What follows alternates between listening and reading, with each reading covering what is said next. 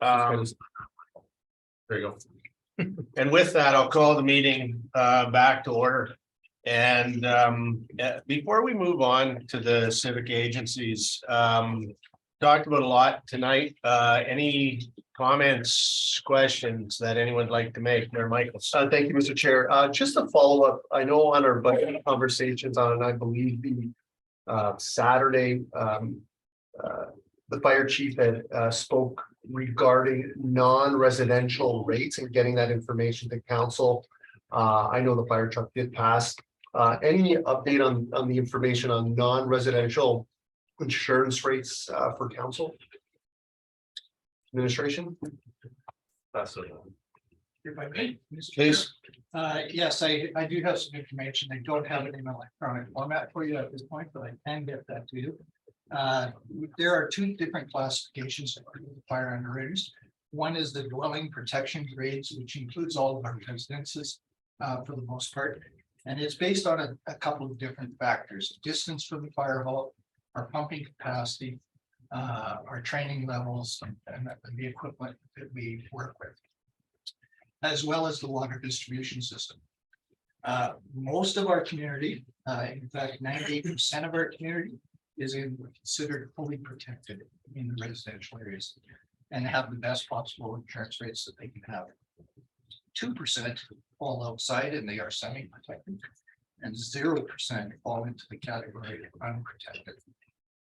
Now, that doesn't include all of our residences, because the other classification is the public fire protection classification for commercial lines. So that includes our apartment buildings and the trailer parks. Those are considered commercial property. So a large percent of our population is in an unprotected areas because they are more than 5 kilometers away from the fire hall, and they are not protected by hydrants. So we need the pumping capacity in the form of equipment to lower that grading.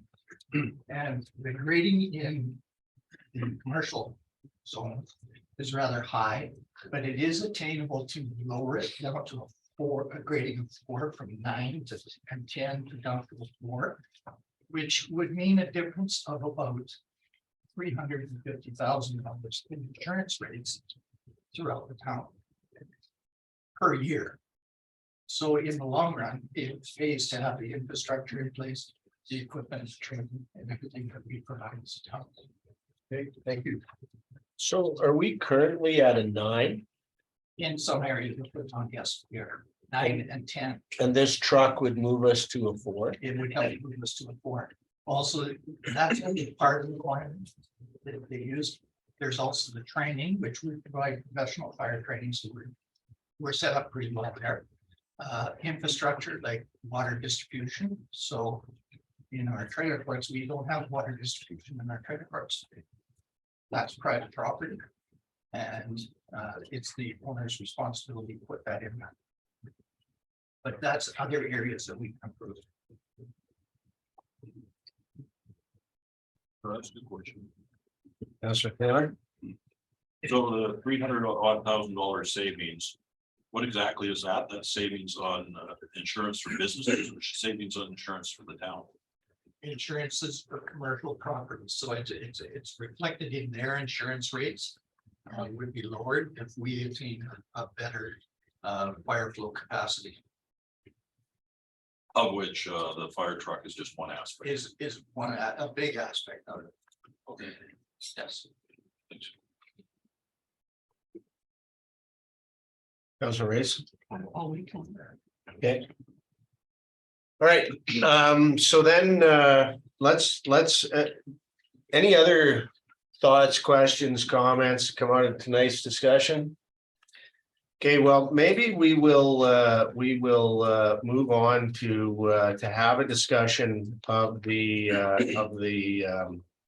civic agencies, and Ms. Bourbeau, you're going to direct us through that as well. Through the chair, 2 members of committee, Ms. Heather Mark started this process with us as the budget, and she's come this evening to do that.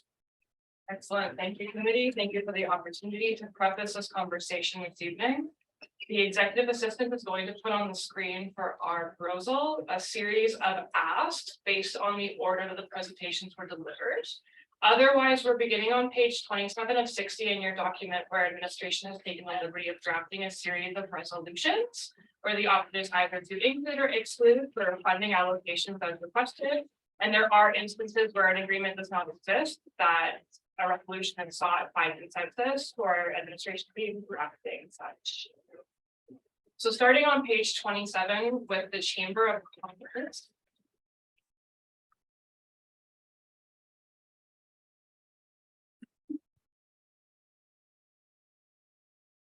Fantastic, and thank you, Mr. Chair. As the information has been presented on 3 separate occasions to committee and is within this report, my expectation otherwise would be that the chair continues the meeting and administration is available for clarifying questions regarding agreements or funding allocation.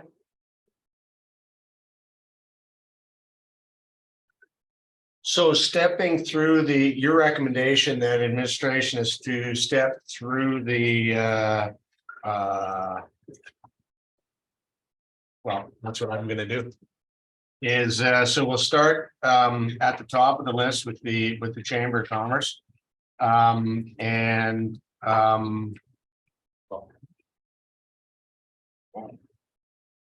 Reyes? Thank you, Mr. Chair. Could we take a look at page 26 before we go on to 27?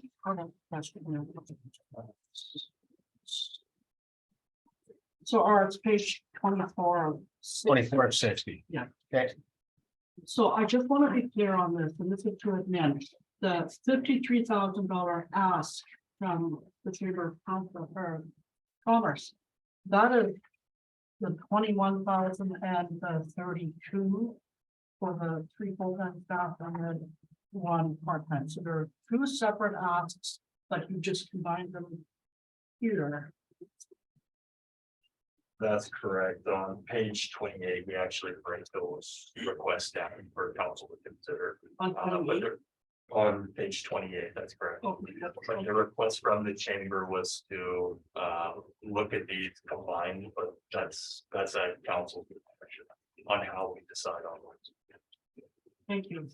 Yeah, I have a follow-up on that particularly, and I think it'll inform the rest of the discussion here tonight as well. So that 53,000 we're talking about was the same as last year's ask, is that correct? And that amount was included in the base budget and forms the 3.87% tax increase. If there's no increase in the ask, there wouldn't be an increase in taxation beyond what we're talking about currently. Is that correct? If I may, if you want to feel that you can. In the parking lot item on the operating budget, it shows an excess of, not an excess, sorry, an increase in asks of $117,000. And that was comprised of, and one of the items that's included in that is the $30,000 that was a secondary ask last year, and it was put in through my documentation as one time. So I had it included in the 117,000. You have somewhere to break down of what that's your breakdown of 117. So through the chair, this is from Ms. Borbo, but the additional civic agency asks that were not included in the base budget was $6,081 for the Mountain Bike Association, $10,000 for the Historical Society, $500 for the prom support, $16,000 for the airport, $30,000 for the chamber. Including the note that 30,000 was noted as a one-time ask in 2022. And then the $70,000 was also additional for the destination marketing officer and agency.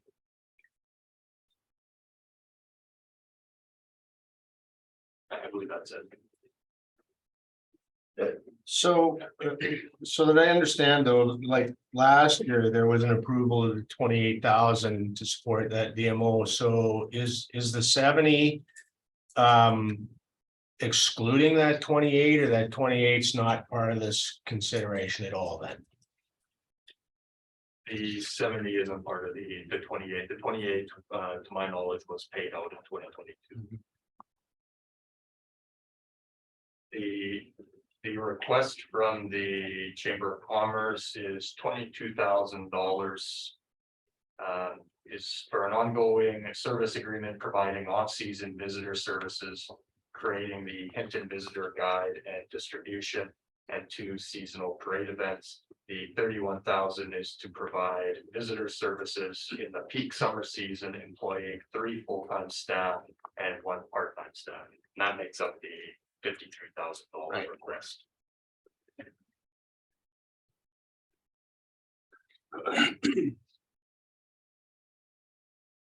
So just a clarification, were we looking for consensus on each of these civic agencies at this time so that we, okay, that's what we're, okay, That's our preference. perfect, okay. So, Councilor Rice, Thank you, sir. I am seeking consensus. That committee seek consensus to delay decision from the Hampton Chamber of Commerce of $70,000 for the Destination Management Administration in the 23 operating budget. And I'm saying delay because in hearing that we now have made a motion for a direction to have the Senior Director of Strategic Projects, we've approved that. And I think it would be very important for this the Chamber of Commerce ask for that person to have something to do with that. Councilor Haas, Yeah, based on that explanation, I wouldn't support that, because this is a totally separate thing from the town. We might be funding it, but we already have a destination marketing administrator currently. And this is an extension of that position. And to ask personally, if that position to get involved in it, I don't think would be, in my opinion, a good effective use of their time to move this destination market administrator specifically to help create and build a DM, the committee, and then potentially a fund. So I wouldn't see the two being connected together personally.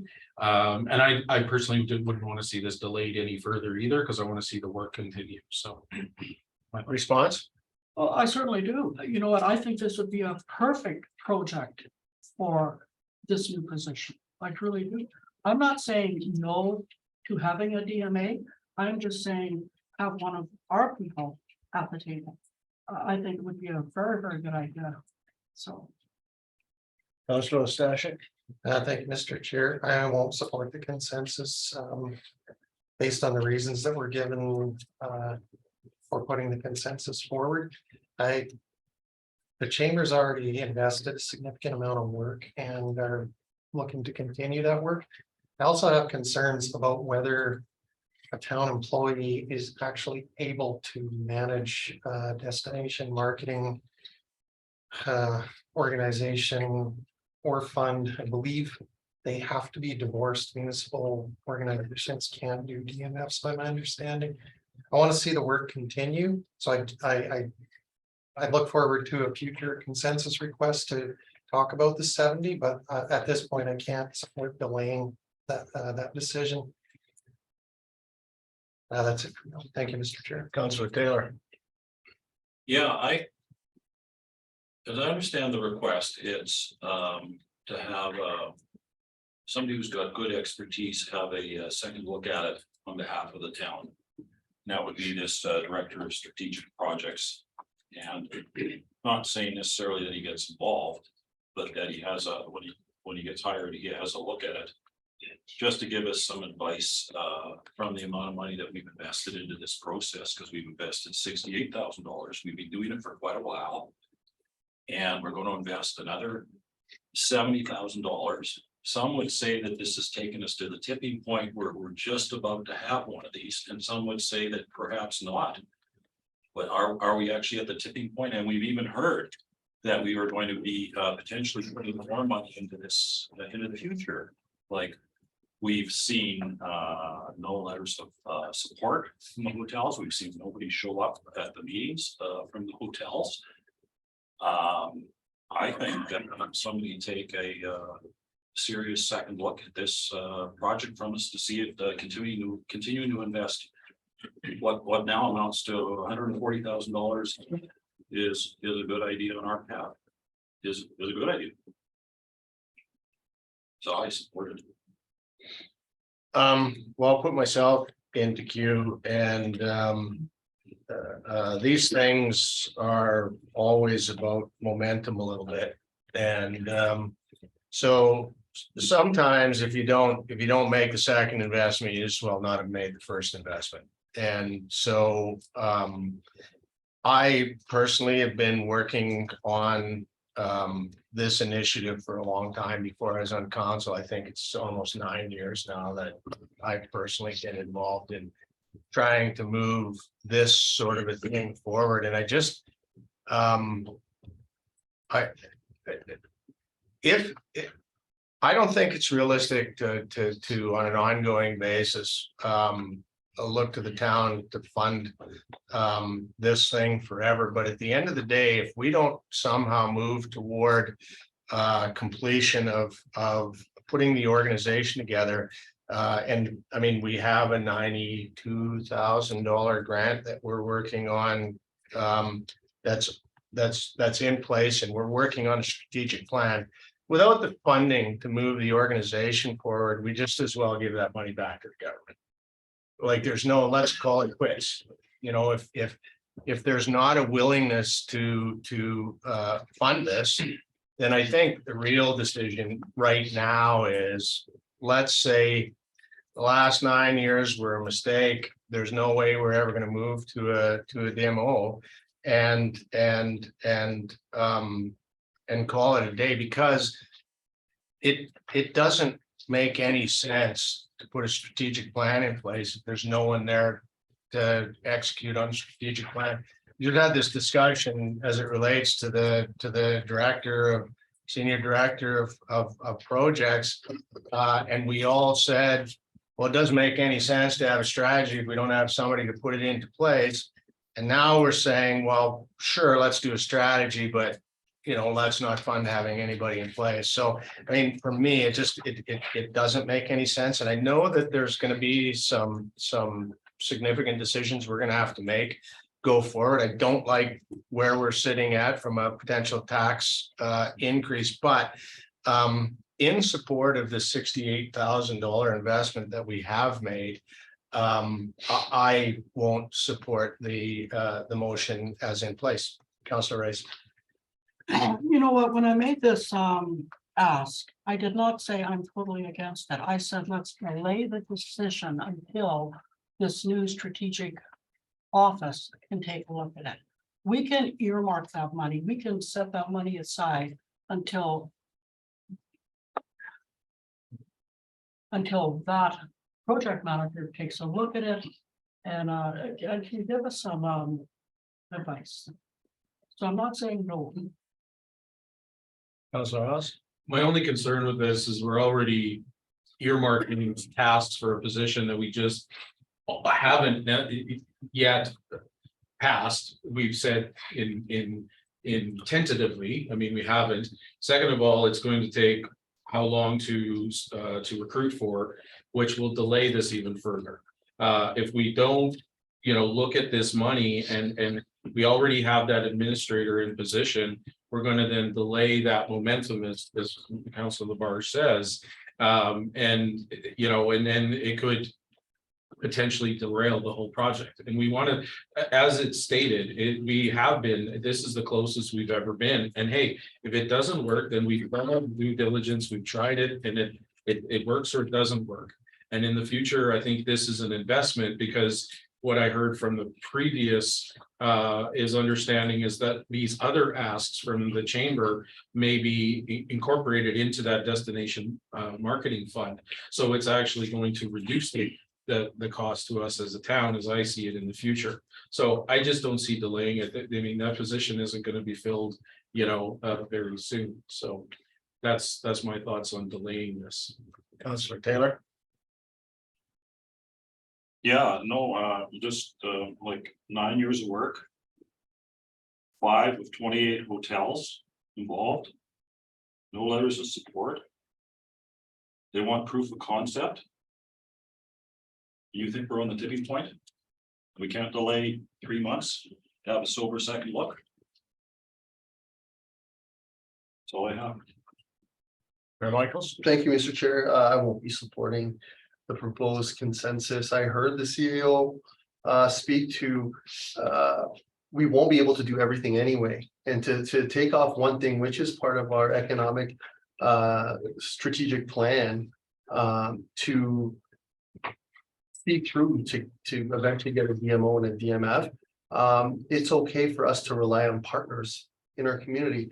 Not everything has to funnel through the town of Hinton, and I also agree that town of Hinton might not be the ideal lead person for this role anyway. So for those reasons, I won't support that. I look forward to continuing the relationships with other agencies in our community, pushing for these things. So we can focus on other things that the list is very large that we probably won't complete. And now we've removed one from them and have built that relationship to let other partners push forward with this. So I won't support the consensus. I look forward to a future consensus to move this forward. Thank you. Councilor Reyes. So just quick, Councillor Hawes, did you say that it'll either work or it won't? Okay. Yes. Well, yeah, there's no guarantees, but we've never been this close to an administration taking initiative to start to work on building the DMO. We need that organization. And I think that once that position is in place and we have that momentum, I think that we already have 5 hoteliers. Sure, there's 28 of them, but there's more work to be done to get those other ones on there. And just delaying it may also send a message to them that maybe we're not confident in it either, and then why should they? So I think that this shows that we're confident in this, and and that's why I don't want to delay it. I don't want to falter. Sorry, I won't speak on this again, but to think that, you know what, it's either gonna work or it's not, we're gonna put 70,000 more into it, it might not work. $70,000 is a large chunk of change. Another thing that worries me is I don't know who these 5 hotels are. I don't. And it worries me that we have not had them come to the table, because they are the people who will be collecting that fund. And there's been no conversation from them. So that's it. Councilor Austin. One quick, that's the partnerships. They don't have to come to us. It's the partnership. It's the chamber is working on that. And that's the partnership that Mayor Michael said that I'm confident in, is to fund this in the partnership there. And the chamber has shown over and over again their dedication to Hinton and their dedication to growing Hinton. So I'm confident that we don't need to hear from them. The chamber will come and they do all the time, and they report on it. So just like we ask other partnerships to report on, they'll do the same, and they'll be honest with us. So I'm confident in them and that partnership. So. And I guess I'll make just one additional comment on that, because being involved for the time that I have, the hoteliers don't want another hotelier or the town to direct this process. It's not and the other thing, from the perspective of the hotels, they actually don't have to write these checks. What we're asking them to do is to put a levy on their stays. I got to think a property the size of any of those on the highways generating probably $3 million a year. If we've got 1.5%, that's 45,000. 5 hotels, that's 225,000. on an annual basis flowing into a fund like that. That's 5 of the 28. So the numbers are realistic. And again, if this is something, and it's a key element of our strategic plan, we don't have an economic development department anymore. We've removed that line item from the budget, and so I think it's important to realistically move toward things that can drive economic activity in the community. Anyone else?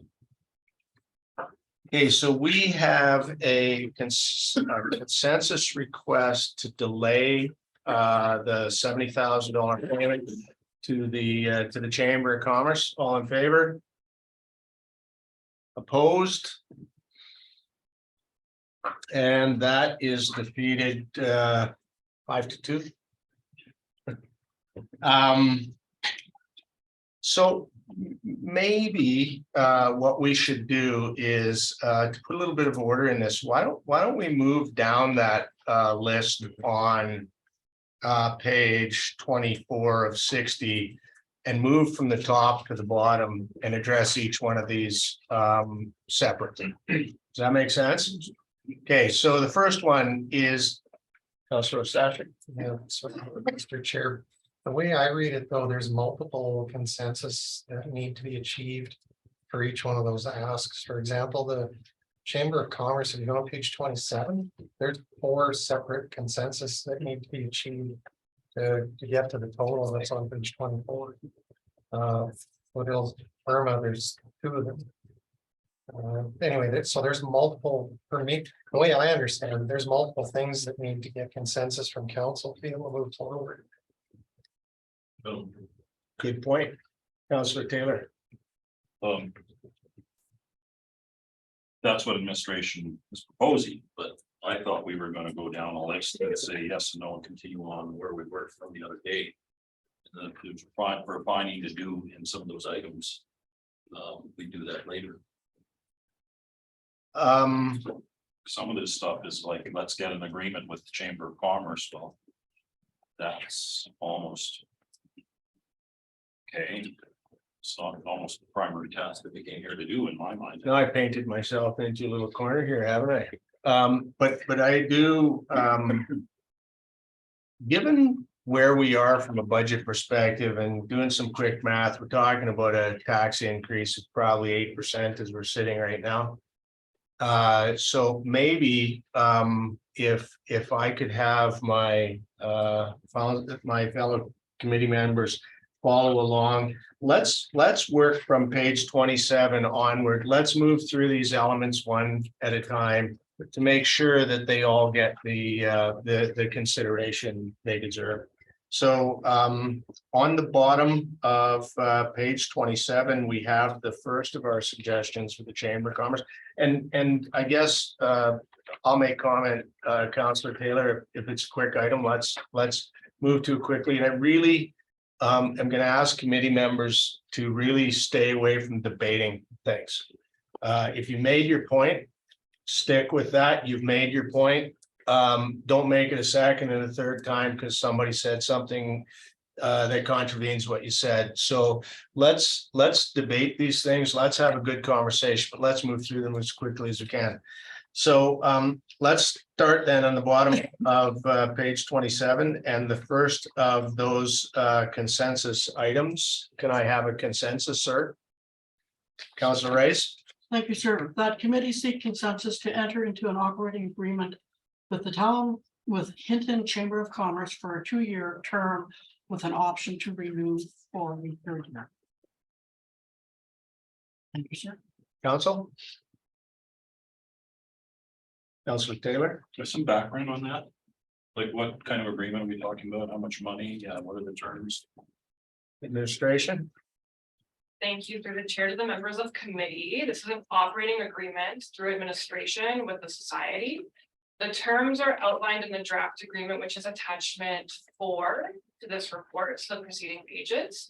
and otherwise pulling clauses that were in the preceding agreements that expires on the 31st of December of this year with the chamber. So the previous agreement was for 1 year. Before that, if I recall correctly, it was for 3 years. Administration is eager to enter in agreements of about 2 with the clause of a third as attachment to save time administratively, but to not make these agreements too long, that the societies are trapped with a certain funding term. For the Chamber of Commerce, the society has always had a funding clause within the agreements. And this agreement's funding clause will be? So it's the proceeding as decided by council's resolutions. So the $1,922 a month is the remaining $1,830 plus GST dispersed monthly to the chamber, in addition to the $30,000 ask, whereas administration is also eager to add a clause for the $70,000 should the destination management administrator position be approved. Conversation on the 13th of September made clear by committee that any funding dispersed to societies by the town was going to be within clauses of an operating agreement, mitigating liability. CEO Panasic. Thank you. Just to add on to what Ms. Marks was saying. And the funding clauses are simply what council approves through budget. So each year council will have to have that decision, but we do want to ensure that we have an agreement surrounding whatever council does decide. So the amounts would come back each year. That's correct. Thank you. Councillor Stashik. Thank you, Mr. Chair. This is why I suggested moving through these consensus items one at a time. Because this is, the agreement is the civic agency partnership agreement that needs to be in place to consider anything else there. Correct. We have a requirement for there to be an agreement with these civic agency partners so that we can move ahead and discuss the other asks of them. So the first step is to seek consensus of council to make sure that there's an agreement to have a civic agency partnership with this entity. And if there is no will of that, then the rest of it doesn't matter. So you're speaking in favor of this. Yes, I'm speaking in favor. Anyone else? Okay, so we have a consensus proposal that committee seek that enter into an operating agreement with the Hampton Chamber of Commerce for a 2-year term with an option to renew for a 3rd year. All in favor? Thank you, Ryan. That is unanimous. Okay, so we have on the top of page 28 of 60, Councillor Oz. Yeah, I'd like to move, or that we see consensus, the committees, or to include the request from the Hampton Chamber of Commerce for a net of $1,922 monthly in the 2023 operating budget and annually for the length of the agreements.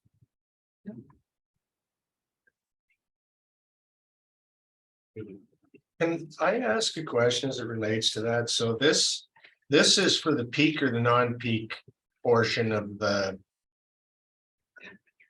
Through the chair, this is for the off-season visitor services.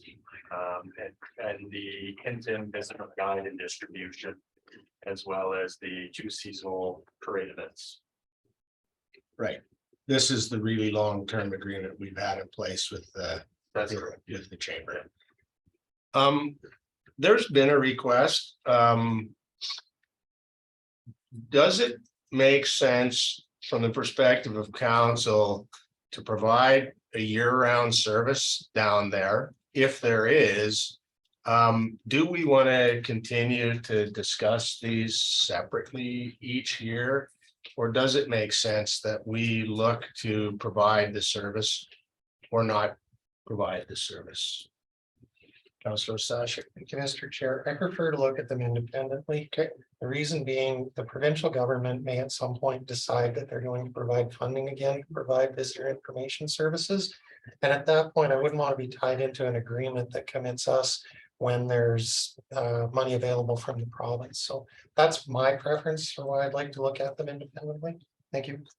That's a really good idea. Any other thoughts?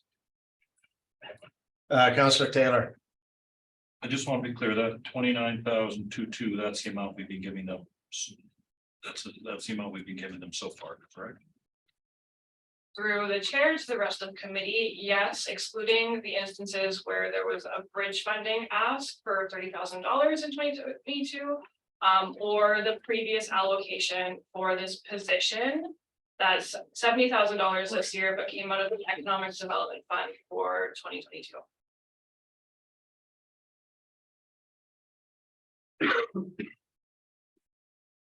good, Councillor Taylor. Anyone else? Okay, so we have a seeking consensus to include the request in the Hampton Chamber of Commerce for a net $19.22 per month for the 2023 operating budget and annually for the length of the agreement. All in favor? Thank you, Ryan. And that's passed unanimously. Councillor Reyes. Thank you, Mr. Chair, that I move that committee seek consensus to include the request from the Hampton Chamber of Commerce for one-time additional funding of $30,000 in the 2023 operating budget. And this would be, I believe, for the 3 full-time, 1 part-time person, which was very, very beneficial to the organization. Thank you, sir. Questions, thoughts, comments? Okay, so we have a consensus to include the request for the Hampton Chamber of Commerce for one-time additional funding of $30,000 in the 2023 budget. All in favor? And one more time, so what we've just approved, points 2 and 3 in this list, actually will not increase taxation because these items will have been included in the base budget. Is that correct? Through the chair, $30,000 of it will. Because we consider 2022 as a one-off ask, I believe that this will be more of a regular occurrence going forward. But we did not include that in the base budget for civic asks. Okay, thank you. Councilor Stashik. Thank you, Mr. Chair. I'd like to move the committee seek consensus to include the request from the Hampton Chamber of Commerce of $70,000 for destination management administration in the 2023 operating budget. I could speak to it quickly. Please. It's already been spoken to quite a bit for reasons that councillors support or don't support the proposed consensus. I've spoken to it already that I believe it's important to continue to maintain the momentum that the chamber already has in getting this moved forward. I fully believe that once this is fleshed out and the hotel partners realize the benefit that they can see from this, they will get on board. And if it winds up that they're not willing, I myself personally as a councillor I'm nearing the end of my willingness to continue to put taxpayer money into this. My hope is that by getting this, providing seed money, getting this up off the ground and getting it running, it's going to be self-sustaining. And it's not only going to be self-sustaining, it's going to be contributing and bringing events and activities to our community that we likely wouldn't otherwise see because there's no funding for them. I think this is a great opportunity to provide or to enhance tourism and visitation for the community, and that's why I'm supporting it. Thank you. Councilor Reyes. Thank you, sir. My previous motion was defeated. I would like to say that I will speak in favor of this motion. I sincerely want this to move ahead in a very positive manner. So I will speak for this. Thank you. Councilor Taylor.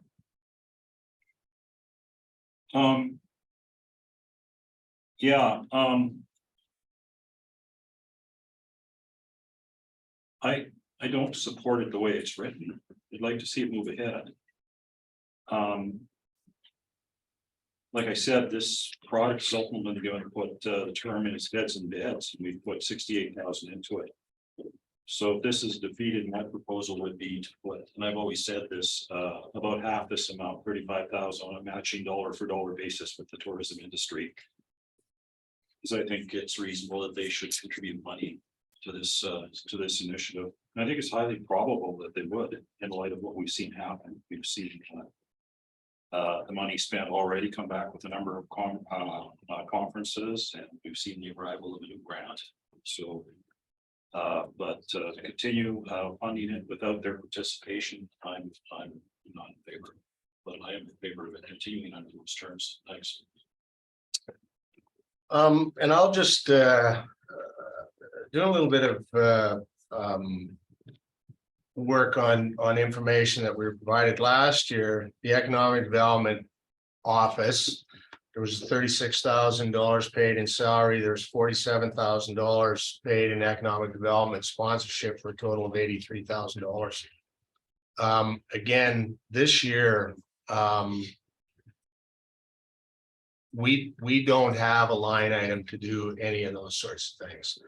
And this, I think, is a realistic way to move toward external funding of economic development activity, in the community. I think it's important. I think momentum on these sorts of things is incredibly important. And so I will be supporting it also. Councilor McGood. Thank you, Mr. Chair. I guess my question for administration is it possible to essentially take the $70,000, but break it up into two disbursements, essentially have a halfway point through the year where by way of an RFD process, council can see what sort of measures have been accomplished with the position so far, and then make a decision at that point on whether or not to disperse the remaining half? Through the chair to members of council, it is possible. And I don't want to speak on behalf of the chambers because I might be speaking on a term, but we would definitely have to work with that group in order to figure out exactly how that's going to work. Because if you are going to hire somebody with a midway point that may pull the funding or not continue with it, then they've made commitments either to the staff member or through other contracts. It could be problematic. Not saying it's impossible, it can be done, but I would want to come back with more information after working with the chamber to figure out exactly how that would look. Perfect, thank you. Well, and I guess we have consensus on the floor too. So I think it's incumbent upon us to sort of kill that one to move to another one. Anyone else? All right, so we have a consensus on the floor to include the request from the Hampton Chamber of Commerce for $70,000 for destination management and administration in the 2023 operating budget. All in favor? Opposed? And that is passed 4-2, 5-2.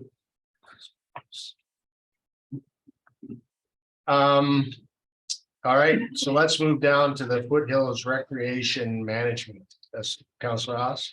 Yes, I'd like the committee seek consensus to exclude the request from the Foothills Recreation Management Association for $20,000 or any other amount in the 2023. Is that part of it, or is that no? Okay, just to exclude the association for $20,000. And if I can speak to it, please.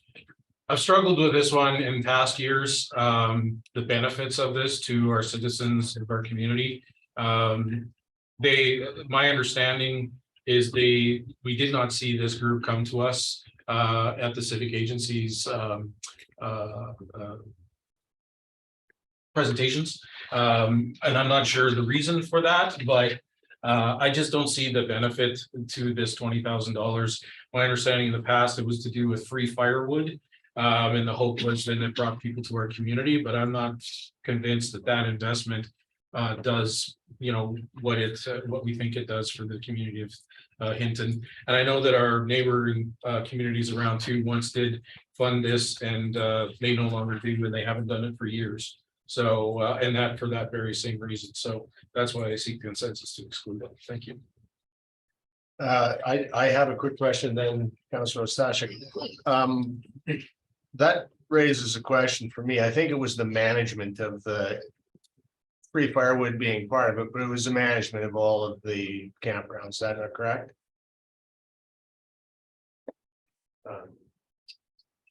Through the chair to the rest of council.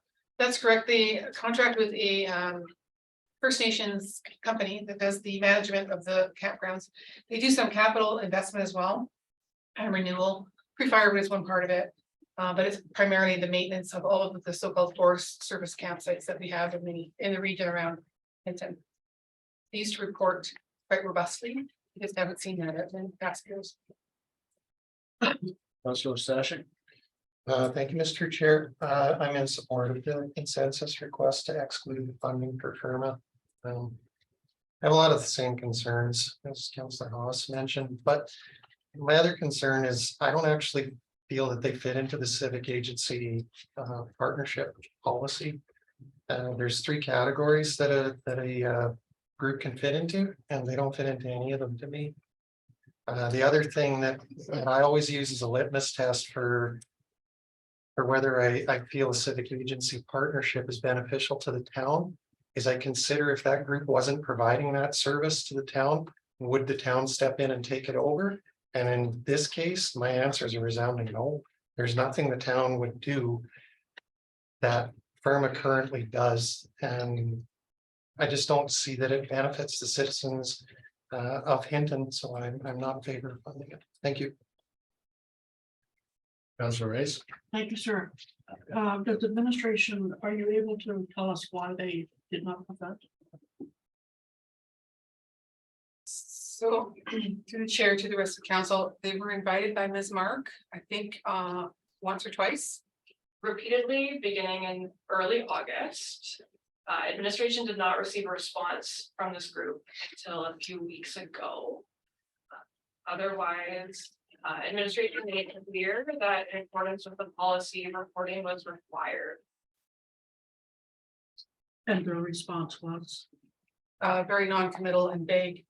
Unfortunately, the contact that we have at West Fraser is simply not concrete in any way.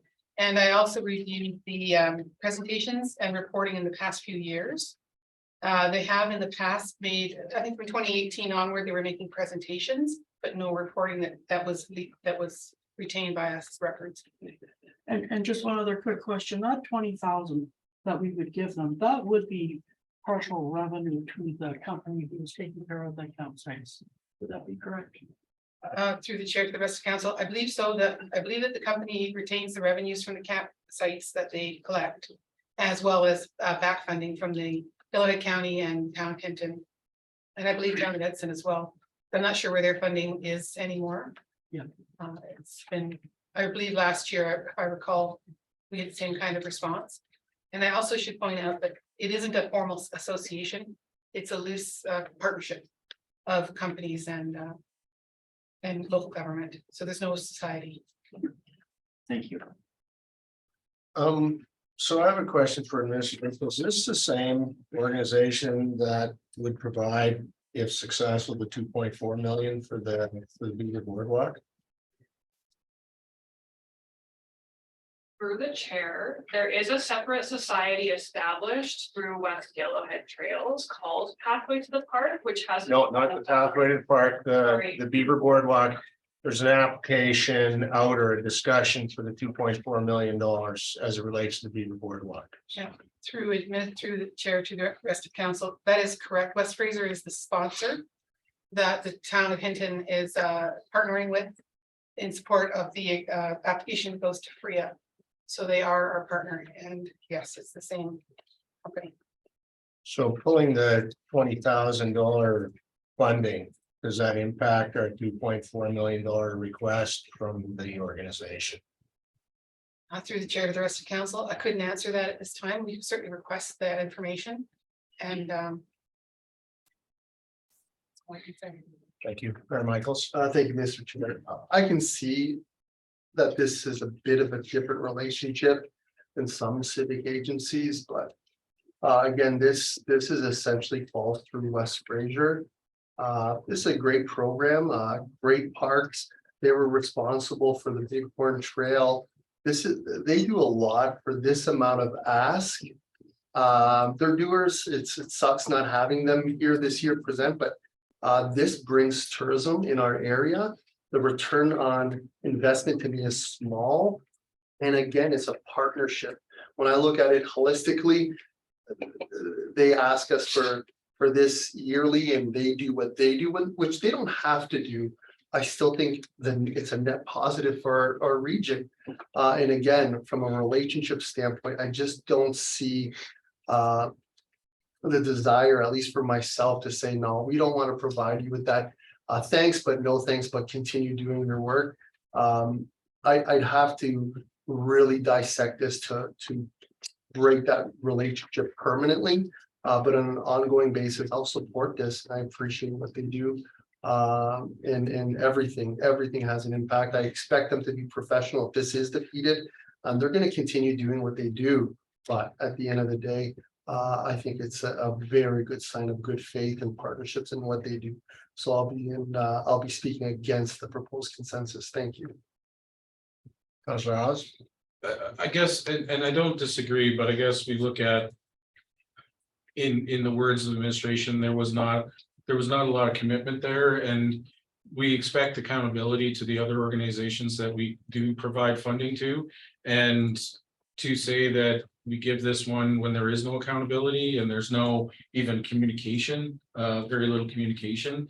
Every other agency came to us, sat with us, shared with us that, and some are expecting less than $20,000, and we're still here, and there's accountability there. So I hear what you're saying, Mayor Michaels, and I appreciate the work that they do too, but there's still that level. We have to hold them accountable to that. And it's not only for us, but these are taxpayer dollars going to it, and we have that responsibility for them as well. So I still struggle with this one. I've struggled with it for many years, and I think, again, I stay firm on this one. So thank you.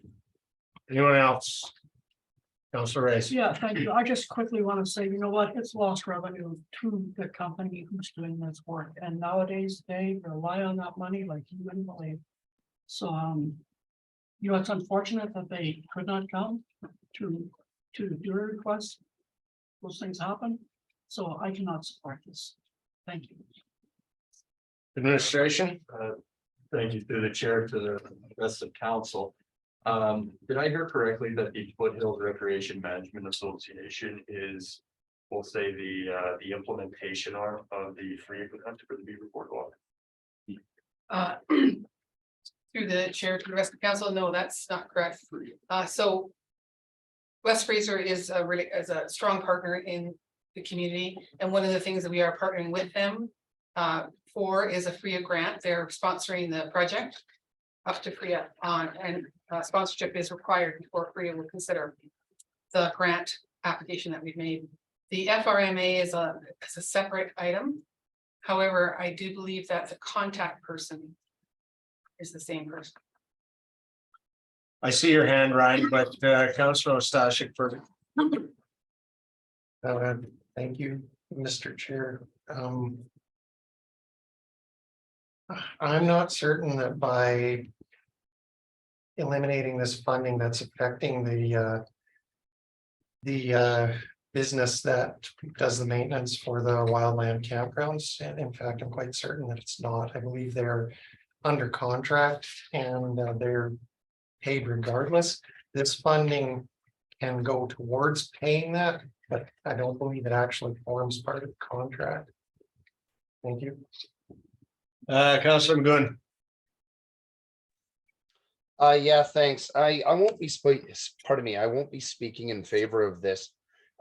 Primarily because I don't know exactly that. I don't know what the net impact of pulling this funding will be in the long term to the care and maintenance of those campgrounds that a large number of our citizens take advantage of in our community, even though it doesn't happen inside the town of Hinton.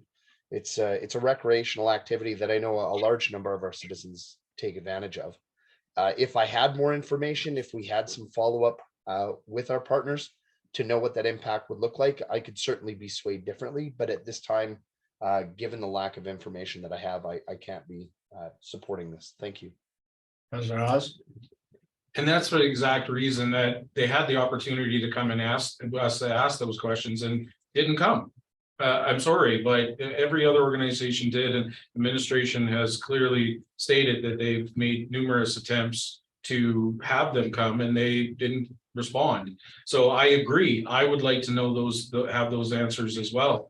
So I mean, unless we're going to table this or unless we're going to delay this until we have that, but is that fair to the other agencies? We had a process in place to discuss the civic agencies. They all came, we had their asks, now we're here and we're discussing them, and we had that information from them. This one we don't. And that's where I'm still struggling with that $20,000. I don't know those answers either and wasn't given the opportunity to ask them. So, Okay, I'll reach out to committee members again and ask that if you've made a point once to just, the point's been made. Fellow committee members have had the opportunity to hear the information.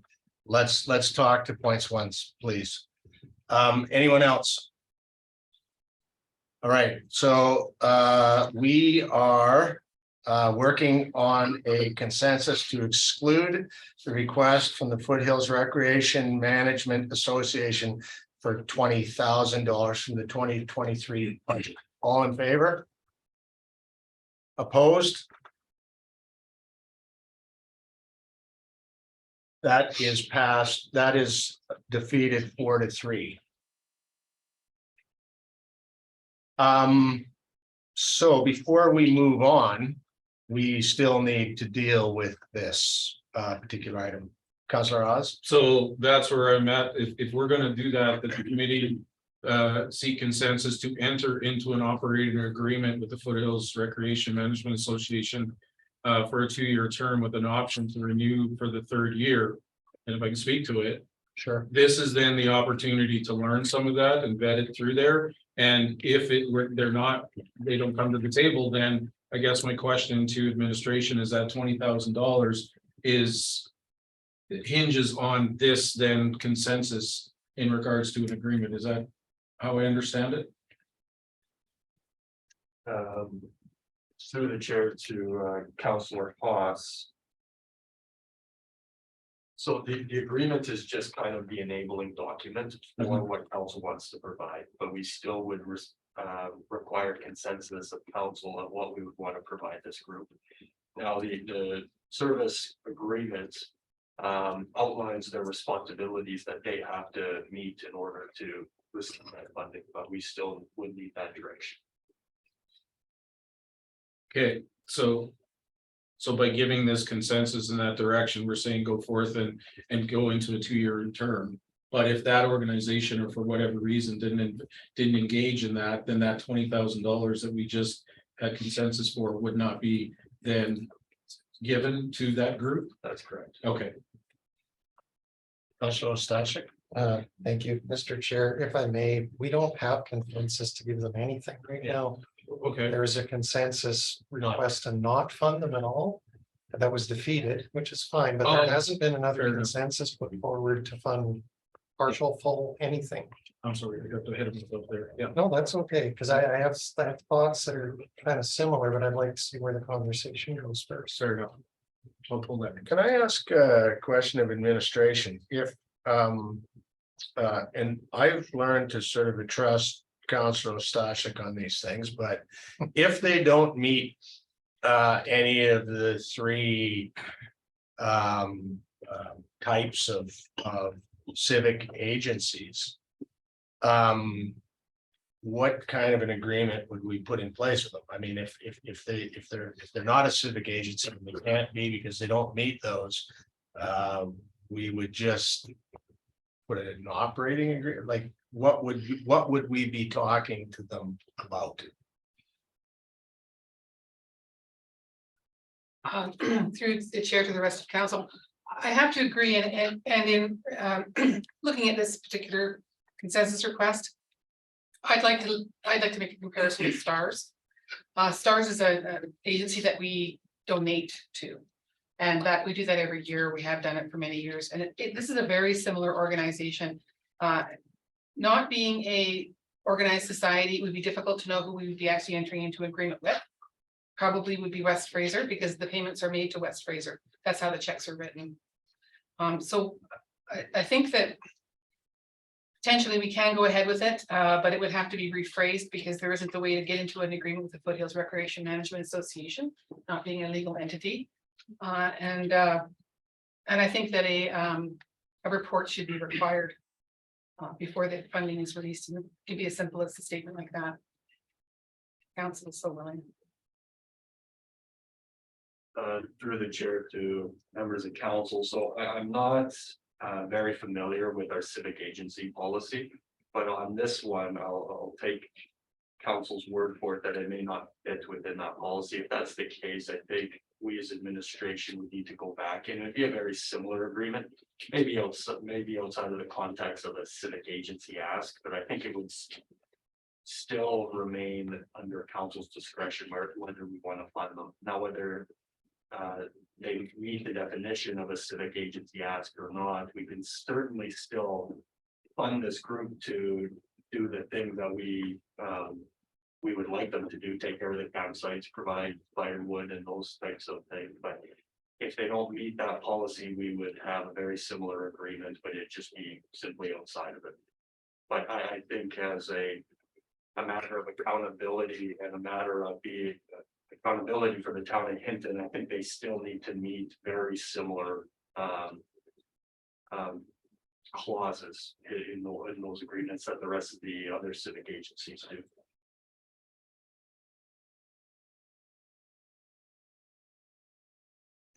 Just a follow-on question though, but if they're not an entity, would we look to put that in place with West Fraser?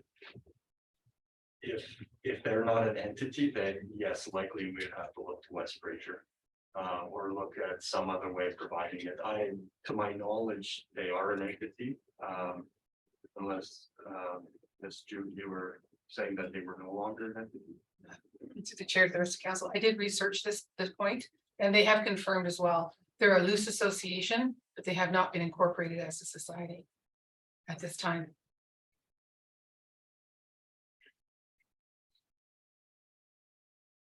Council, how do you want to deal with this?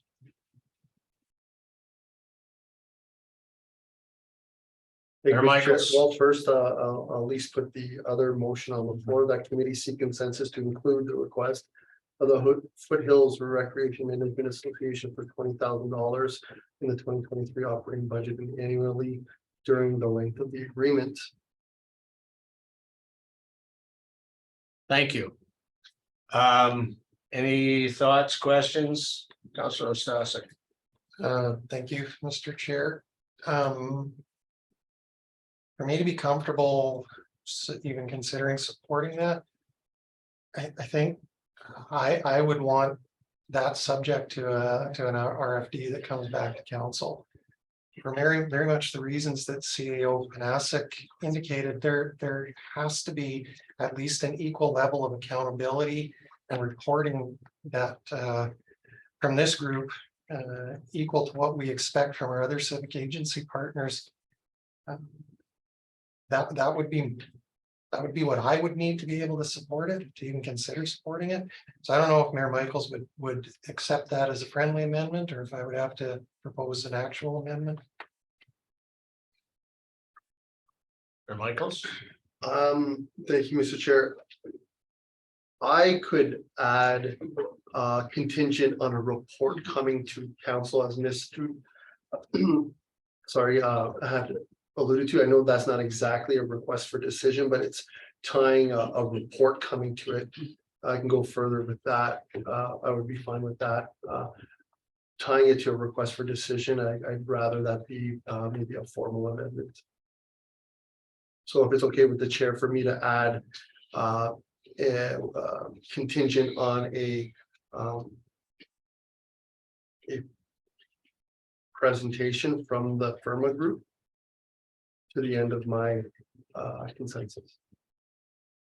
Thank you. Councilor Stashik. I would like to propose it as a formal amendment. And if I can speak to it, Please. or do I need to word the amendment? It's captured. Yes.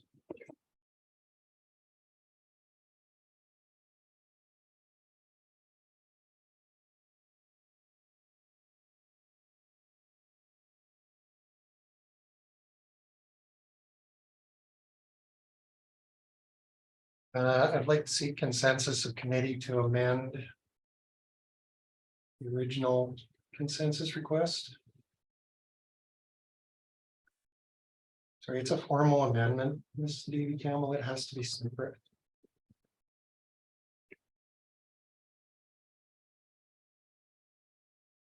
Do you want to amend the original? No. I'm proposing an amendment to Mayor Michael's original motion, but it's a formal amendment, so So it we has to have be to vote voted on on that. separately. Yeah.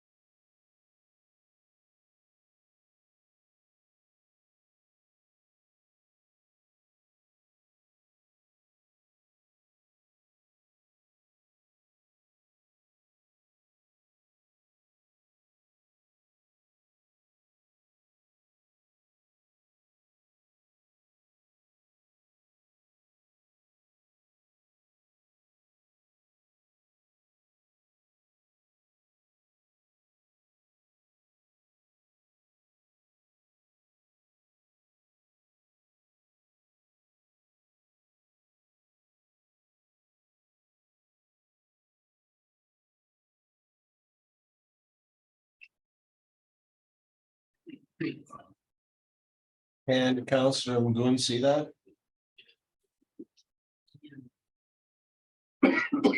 No, I can't, but I definitely get the gist. Well, as long as you got the gist.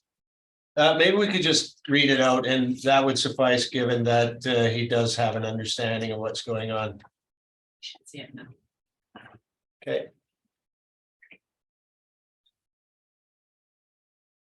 So that was, the amendment was Mayor Michael's voluntary amendment that he made to his own motion. That's not my amendment. So this is the original motion. Add contingent on a presentation from Burma. That was Mayor Michael's That was voluntary just added, amendment. We yeah. just added it to the call. To the consensus request that he put forward. Okay, but you guys have to pass consensus on that, and now you want to add. For that. It's right here. The whole thing is right here. Oh. Contingent on presentation. Here's the original motion. Here's the amendment. And then here's the full motion. With the condition. Okay, I would just read that, because that was the motion that, everybody made, and it was to include it, so I just. And then the formal amendment was, from Councilor Stashik to, make this. On top of that. Sorry. But it'll. Sorry. So it's gonna change. Vote on it separately, so you Yeah. can put an amendment to that.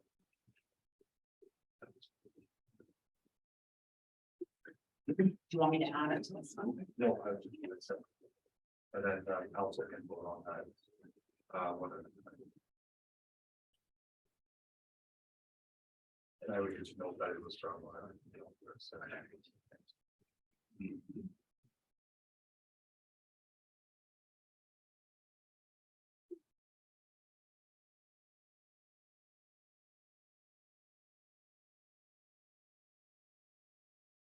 I mean, Mr. Chair, it's contingent on RFD and decision from council.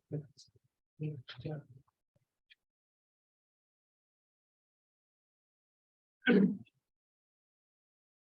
Like, speak to it.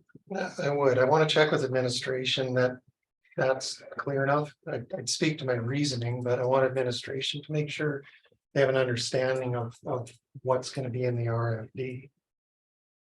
Through the chair to members of council, my understanding of that, and I'll just, if you could confirm that, Counselor. It would be to confirm all of the questions I think that council had today, you know, what are their standing as a legal entity? Can we fund them? Should we? If not, which agency should we go through? What are they providing with the 20,000? I think it's just a matter of bringing this forward for council so they can make an informed decision on this item. I mean, Mr. Chair, Please. the important part for me is to ensure that there's an accountability and reporting aspect that's at least equal to our civic agency partners. Okay, understood. Okay, I'm good then. Thanks, Mr. Chair. Okay, so only speaking on the amendment in place, which is to make this contingent upon an RFD and a decision from council. Any comments, thoughts as it relates to the amendment only? Mayor Michaels. Thank you, Mr. Chair. I think I support this. I guess my question to administration, what's the timeline on this and what impacts will that have on the funding in 2023 for FIRMA? It's like this, yeah, when is this coming? I guess the council. So through the chair to members of council. We'll try to have this in as soon as possible. I don't know how much they operate in the winter, but I think that this is something that should be sorted out sooner rather than later, so we can get an agreement with this group and carry on, especially if we do have this included in the budget contingent on pay reports. So we would, as administration, work with that group to get them in front of council as soon as we can. Thank you. Anyone else? Okay, so we're only voting on the amendment to the motion, which is to make the funding contingent to an RFD and a decision from council. All in favor? And that is passed unanimously. So if we could just get that inserted into the motion and we'll vote on that.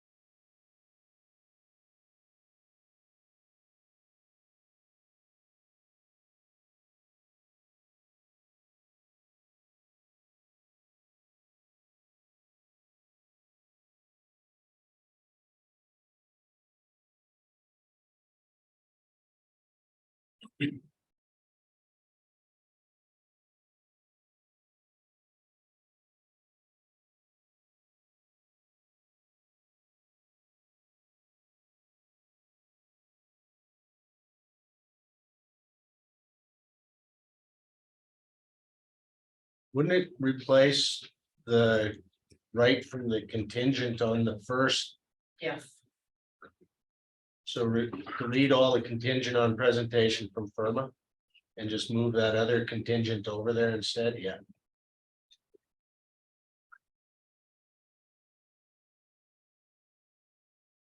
We need the word contingent there though. Okay, council, we have a new motion.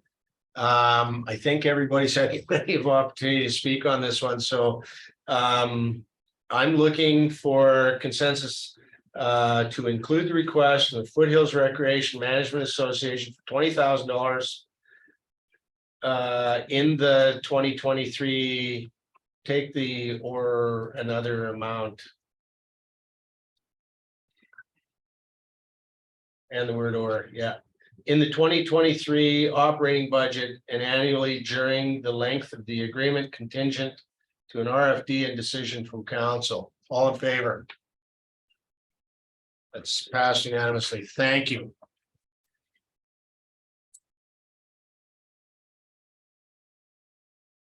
Councillor Oz, We're moving on to the Hit and Disc Golf Association, I'm guessing, right?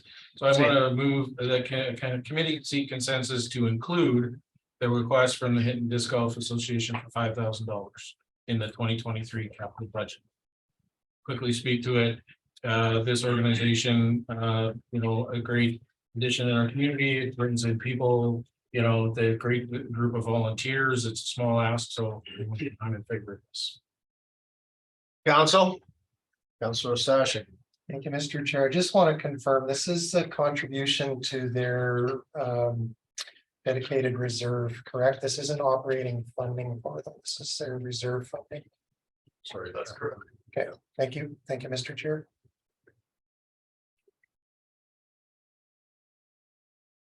Having said that, how come the operating side, because what's our contribution to them on the operating side? Isn't it 5 as well?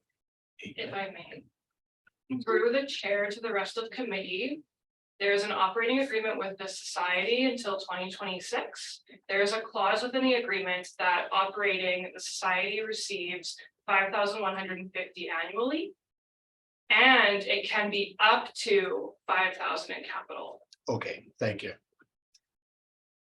All right, so anyone else to speak to this? All right, so we have a consensus to include the request in the Hit and Disc Golf Association for $5,000 in the 2023 capital budget. All in favor? Thank you. That's passed unanimously.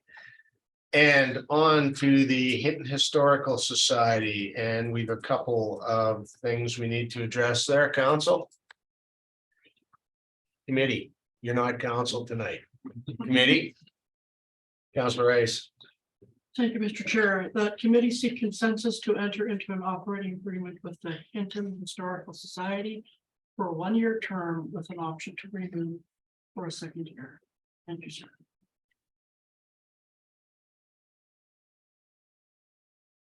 Committee.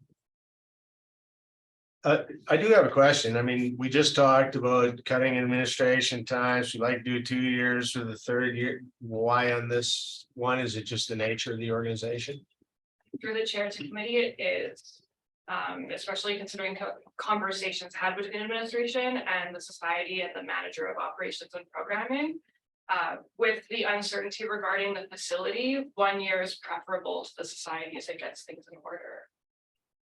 Thank you. All right, council, we have a consensus to enter into an operating agreement with the Hinton Historical Society for 1 year with an option to renew to a 2nd year. Committee, all in favor? That's passed unanimously. Committee. I don't want to deal with the next one. Mr. Chair. Oh, Councilor Sasha. I'd like to move the committee seek consensus to include the request from the Hampton Historical Society for $55,000 in the 2023 operating budget annually during the length of the agreement. If I can speak to it, Please. so I did change the amount a little bit. 55,000 is the amount that they received last year. I'm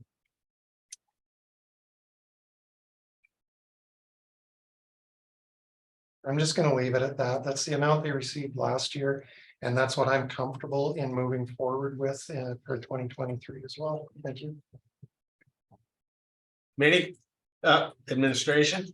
That's through the chair to members of council. I will say that with that request, that will not be an additional ask.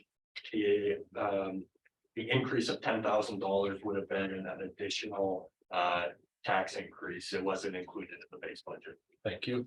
I saw a finger waggle. Councilor Taylor. Yeah, I guess in support of that amount, I think a community shows support for something by showing up. And they show up for the events and they attend the facility. But I'm just looking at the attendance that the Hinton community has had at the museum.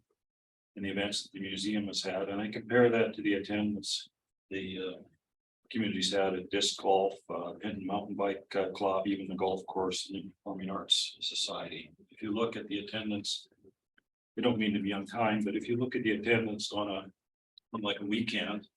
And at any one of those events, you'll see a noticeable difference in the number of cars parked outside there. So it just brings to question to me whether or not the community fully supports the historical society the way they support the other societies. Then you bring in the amount of money that we're spending with that society, like $65,000. We're spending $65,000 and we're getting that type of attendance, but we're spending even less money in some of these other places and getting attendance that seems to me to be a factor 4 or 5 times on busy weekends in excess of that. So I'm just a lower amount, a lower, I just want to bring that to your attention with the lower amount and just ask you to think about the degree to which the community supports that versus other facilities that we have in town. Committee, Councilor Race. Thank you, sir. You know what, one thing we have to take a look at, we've got new management in there. I can see them, they're really building momentum. They're, schools are again coming on board. They've got new people on their board, new people on their executive. New projects, they're doing a lot of new innovative things to raise money. So I gotta think about this one. Councilor Taylor. I'll bring to your attention the attendance numbers that we were given during the presentation, and they were 700 drop-ins. And then there was 121 parent talks and 394 students, and that was basically for the whole year. Those are the attendance numbers. Just think of those attendance numbers in comparison of the other facilities that we've got, the amount of money we're spending for those facilities. Last year to self, if we're truly spending our money on facilities and community supports.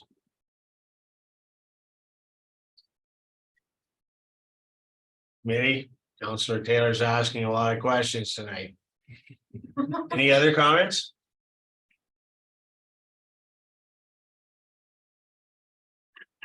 I guess I suffer with this one for the same reasons that Councilor Taylor has indicated. And it's almost our biggest ask in the list. And I do think that people vote with their feet. And this is a tough budget. We're sitting now looking at a tax increase of 8% with the things we've approved tonight. And I don't think that's palatable. I think we're going to have to take a look at some changes. Like, I mean, for me, I'm not comfortable walking to the community right now, given everything that people are putting up with and imposing that further taxation on them. And so I don't know at what point anything sort of gets a no or a maybe or a, and for me, I like the lower amount, but I wouldn't be speaking in favor of this. I would like to see it be a lower amount for the service provided. Can I ask a follow-up? Of course, You'd like a lower amount than the 55,000? see. I mean, yes. What amount? What amount for better money? I don't know. Councilor Race. Okay, so the monies that we do give them, that covers their insurance, their taxes, their utilities, their wages. That little bit of money takes care of a lot of stuff. Is that correct? Through the chair, it is for operating expenses. That's my understanding. You would be taxation. I don't believe they have taxation. No, okay. But you know what, I've heard this said by someone who I truly respect. If we want a museum, we're gonna have to pay that money. And you guys, they are building momentum. They are doing different things. They're striving to get things going that will raise money for them. So I'd like to see them get their 65. I would.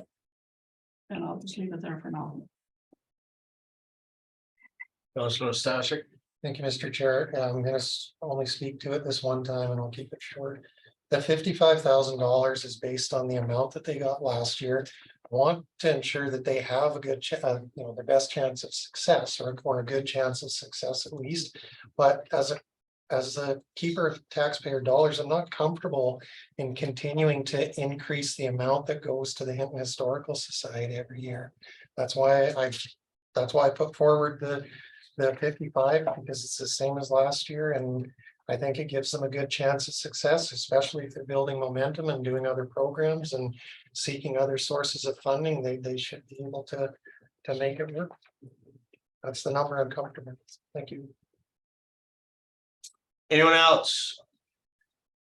All right, so we have a consensus before us to include an amount for the Hinton Historical Society of $55,000 in the 2023 operating budget.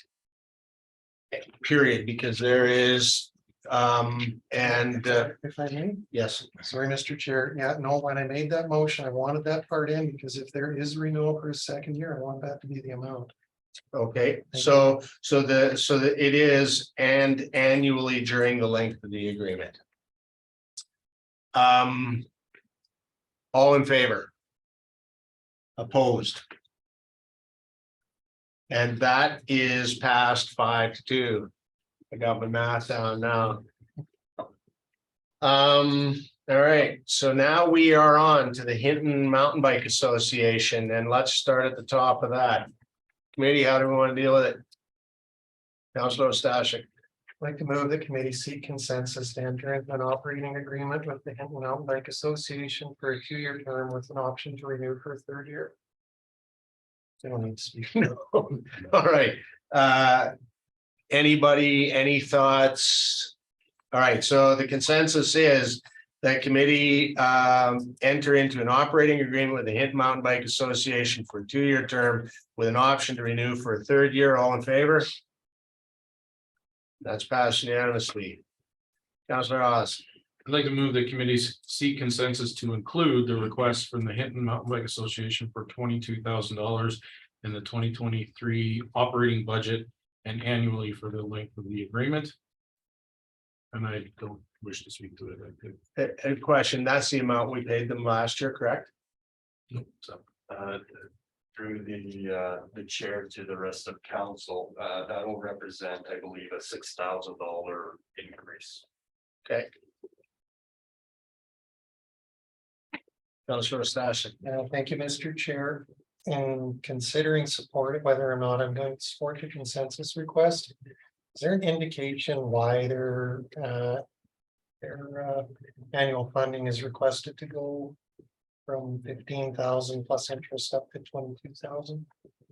To the chair to the rest of the committee, from the presentation, we will recall the society spoke to issues with contractors for maintenance of operating trails, where the subsidy that had been received prior and then during the pandemic was not something the society was confident it would continue to receive. And that was the majority of the increase for $6,000. And follow up. Please. And just to clarify too, that $22,000 is their operating funds, not their capital contribution to reserves, correct? Correct. Okay, thank you. May I add to that? Base. Yeah, I have a presentation here too, and it was also for increased prices in labor, equipment and material. And the increase in the users using the trail causing wear and tear. And I'll throw myself into queue here. When I take a look at the massive amount of work that we get done.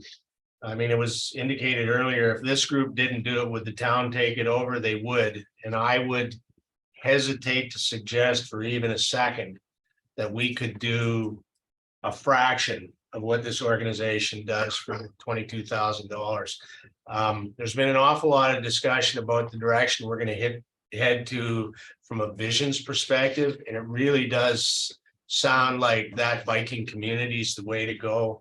And if we don't support this group and they were to go away, I think the bill to the taxpayer would be significantly more than 22,000. So I will speak in favor of the consensus. Anyone else? Councilor Stas. Thank you, Mr. Chair. I just have a question. It's related to the interest that's been applied to the requests in previous years. Is that normal? It's not something I see in any of the other civic agencies. And would that apply to the $22,000?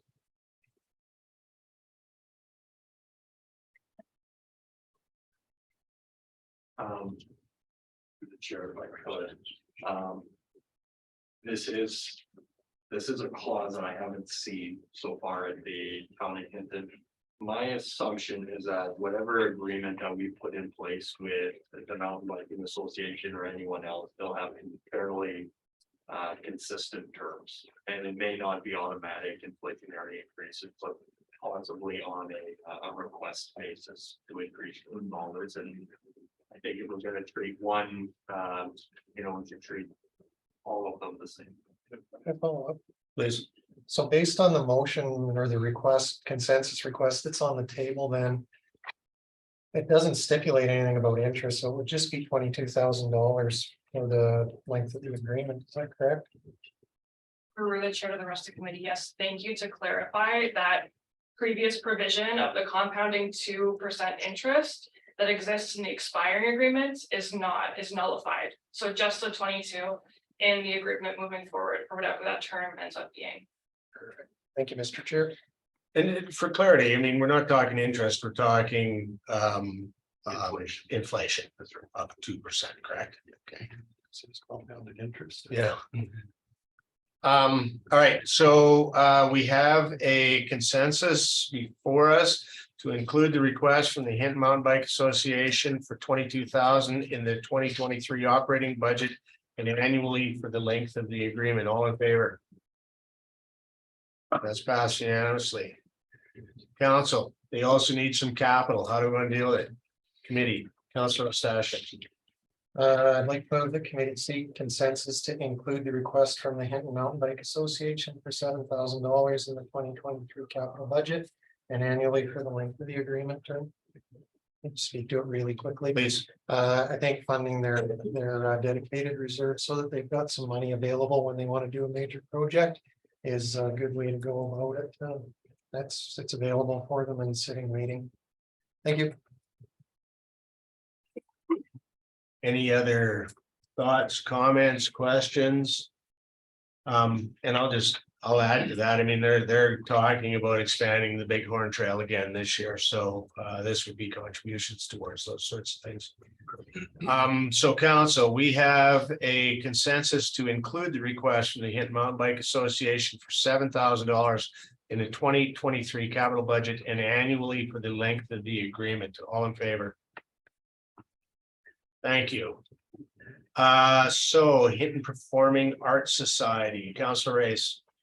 Thank you, Mr. Chair. The committee seek consensus to include the request from the Hampton Performing Arts Society for $65,000 in the 2023 operating budget. I think the society for time and time again has shown how responsible they are. When they need money, they ask for it. When they don't need it, they don't apply for it. Excellent society. Thank you, sir. Councilor Stashik. Thank you. Yeah, I'll be supporting their consensus request, and I normally wouldn't speak to it, but in this event, I want to. I feel they are one of our most responsible civic agency partners, and the benefit that they bring to the community through the work that they do. It would be very difficult to match, so I'm fully in support of the request. Thank you. Councilor Oz. And I echo the same, and I use them a lot when with other committees, to reference some of the things they do to consider. because they do such a great job. So I'm in full support of this. And I guess quickly, if it helps in consideration is, I did attend the last meeting and so that building's open in the day, so they're bringing in pickleball players in the daytime to generate revenue. So they're constantly looking for other ways to run the facility as well. Okay, committee, we have a consensus to include the request from the Hampton Performing Arts Society for $65,000 in the 2023 operating budget. All in favor? Thank you. So we're on to the Hinton Jasper Airport. Committee, how do we want to deal with this? Through the chair, just for council's information, this does represent a $16,000 increase from the base level budget. I will also say that there was questions on whether these are civic asks. This is one that I would also have a question on, whether this cost share agreement through our ICF agreement would be a civic ask. So we can do a little bit more research on that, but we are looking for consensus of $92,000. That's based on the agreement that we deficit fund a portion of that facility. Okay, I'll put myself into queue, then you, Councillor Haas. So the last update that I got as it relates to this, we haven't gotten any reporting from them. So where do we come up with a number of 93,000? I mean, if I take a look at it, we're talking about a 27% increase in this since 2020. So every year it's 16, 10, 12, $14,000 additional money. Like, and we haven't gotten any reporting from them. So do they write us a text and say, can you send us another 16 grand? Like, what is the process for this? We don't have any reporting. Through the chair to all the committee, there is a report that comes through, like the cost share agreement. I guess previously it's never been brought to council. And on the $117,000 increase, if you go back through and add all of the numbers up, it comes to more than that. So I increased but decreased on this line because in 2021, which would have been for 2020, we paid $55,000, and the 92,000 that's in there is simply from the forecasts that were available to me since I've started to go through, and there's definitely some more work that has to go into this one to get under our feet under us. So while it's looking on here to be up to 92,000, I did average it out to come up with the amounts that we were over in the asks. So I don't anticipate we'll be paying that much this year. You don't anticipate we'll be paying 92? We paid 92. So if we add up all of the increases, it came to around 135,000. But in order to balance everything out, I took 15,000 and just said we were overall asking for 117,000 more to fund the different civic agency asks. Oh, you're talking in total, not as it relates to, okay, Yeah, you lost me total. there for a second. Sorry. Yeah. So while it's in there, it's definitely a line item in the budget that needs more consideration and maybe not more consideration, but more investigation on our part to bring proper documentation and reporting forward to council. Committee? Councillor Haas? Yeah, I feel the same way. I've struggled with this one with not knowing what our past costs were and what moving forward is, and having that conversation, knowing that there is revenue being generated at that site as well through Yellowwood County in rentals. There's just a lot of things I don't know about this one. I appreciate the administration wanting to dig into this one deeper and have a better understanding, not only for administration, but for council as well. Because, when we look at other agencies, we know what they spent last year, what they're asking this year. We have no idea what to spend, on what and everything. So I struggled, saying yes to this without that, but realizing we also have an agreement and knowing the administration is going to do that, I'm confident that we can learn more about it. So I'll seek consensus to include an estimated expense of 92,000 and the 2023 operating budget. And annually for the Yellowhead County cost share for the Jasper Hampton Airport. Committee?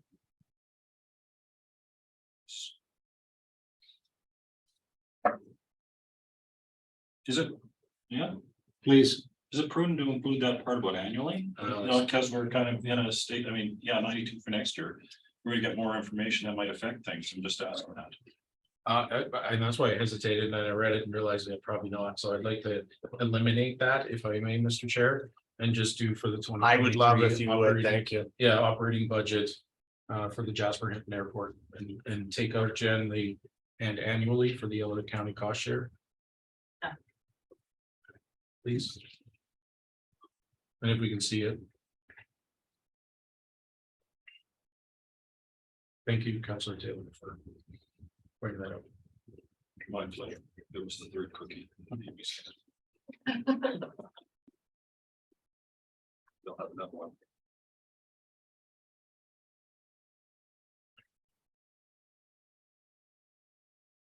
I'll ask my fellow committee members, is there any thought that this should be conditioned upon the receipt of that information, or are we bound by an agreement where they just tell us what we pay them? Administration? To the chair, I looked at this a while ago, but yes, typically we are bound to deficit fund this service. If we would like to take a look at that as council or as part of the committee, we could certainly take a look at the terms of that agreement and determine if that's still in our best interest, but I would not make this contingent on our RFP because we are contractually obligated. Thank you. Councilor Taylor? I'm just thinking, the contractual obligation is to pay 30,000 by June 1st, and to pay the rest by the end of the year. So. I don't know how that affects what we're talking about. Maybe we don't have to jump at the 92 right now. We can wait a bit, get some information, and there's still time before June 1st.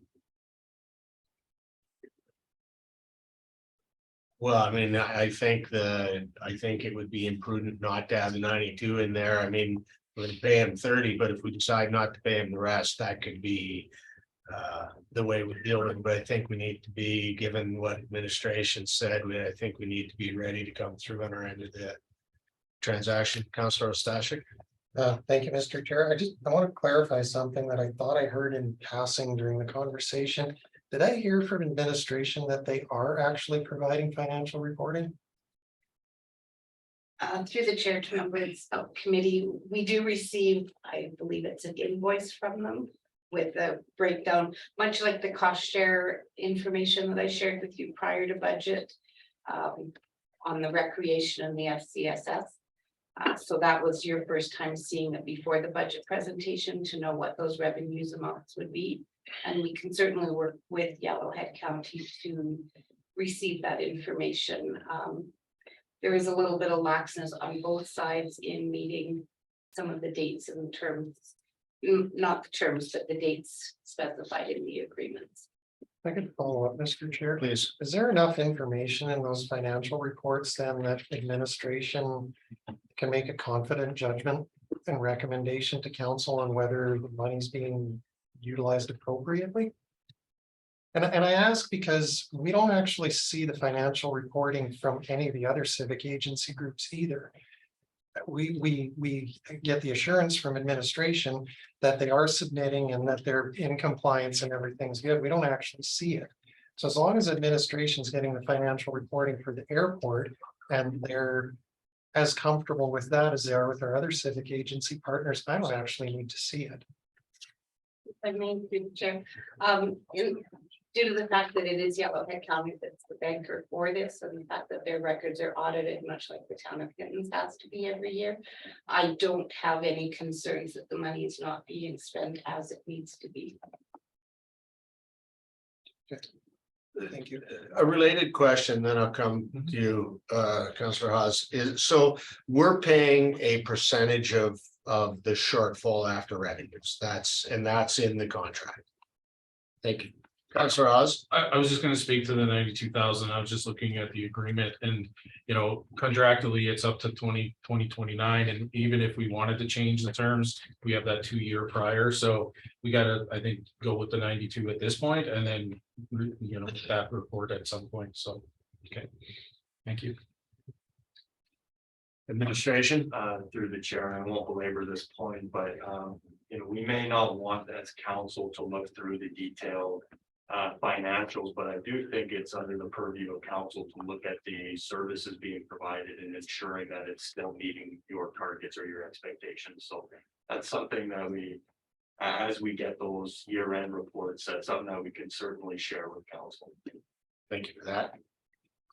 All right, so I think we've talked around that one and we have a consensus to include $92,000 in the 2023 operating budget period.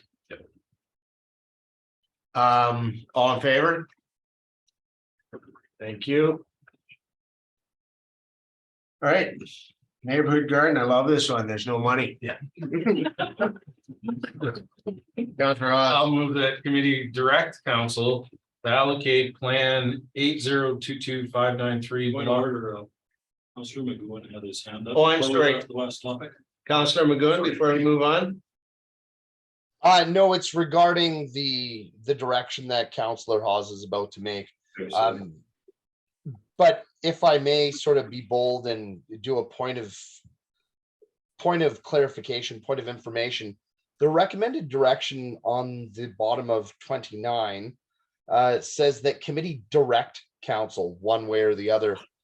We are in a session of committee of the whole. Is it appropriate terminology given the context? Through the chair, Councillor McGowan's absolutely right. The committee does not direct council. We can certainly recommend to council that they take a certain action. Good pickup.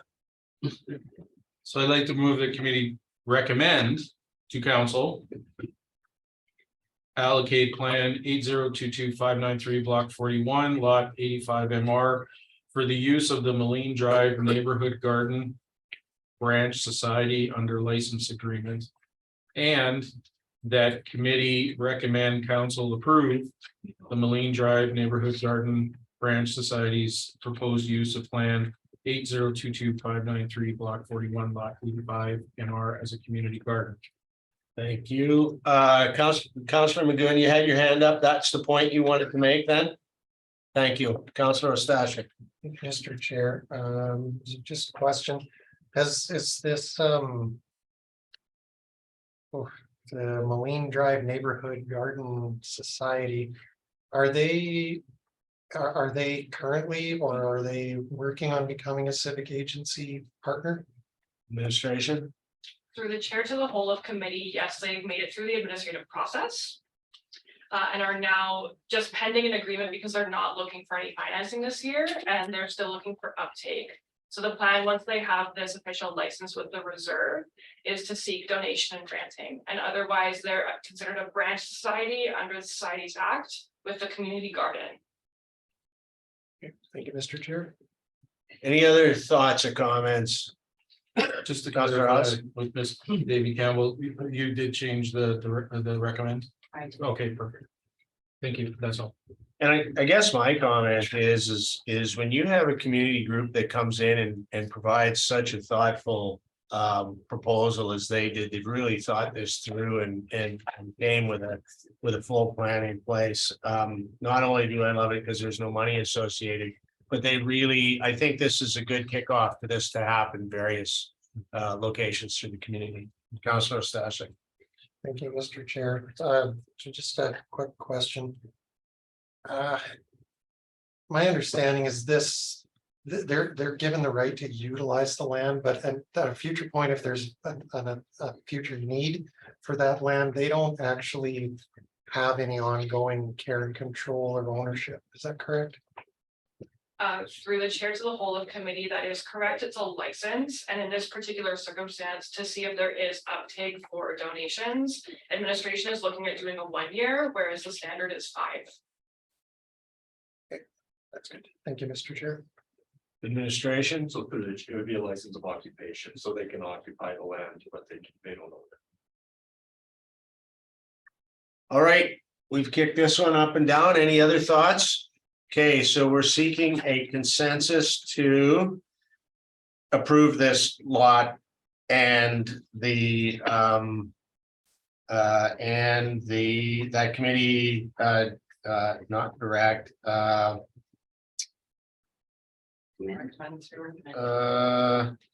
recommend council approve the Moline Drive Neighborhood Garden Branch Society's proposed use of that piece of land as a community garden. All in favor? Thank you. All right.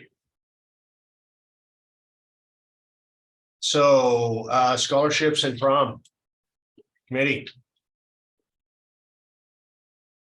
Administration, Through the chair, I will note that this does represent a $500 increase. And if I may, that is on myself preparing the budget. Historically, there had only been given money to one school. It was 500 for a bursary and 1,000 towards the prom. And so made the adjustment to have it equal between the two schools.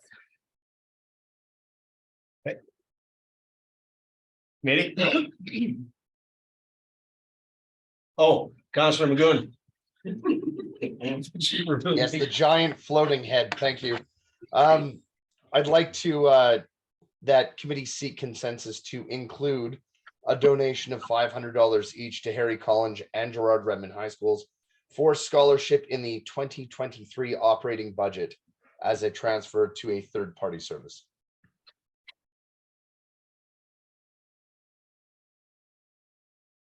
Councilor Oz. So just a quick question, because we've done this in the past. I don't know if I didn't think it affects taxation, but where was this coming from? To the committee or through the chair to committee, the instances that I looked at, they had been requests from the individual from committees or student associations. It was not, I don't believe anything consistent. Right, but when, if I may, when we got that request, where was the money being drawn from? I was finding it in this this code, this Okay, GL code that we're going through. okay. So am I correct here? We're only voting on the scholarship at this point?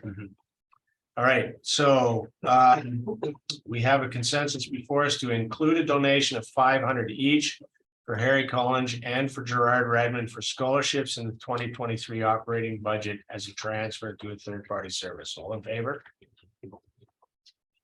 Thank you. So there's a second side to this, Councilor Reyes.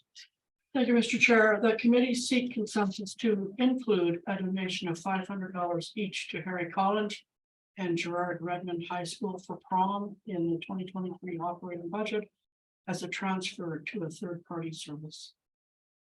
Thank you, sir. I think we've spoken to this enough, so we have a consensus to include a donation of 500 each to Harry College and to Gerard Redmond for the prom in the 2023 operating budget as a transfer to a third-party service. All in favor? Thank you.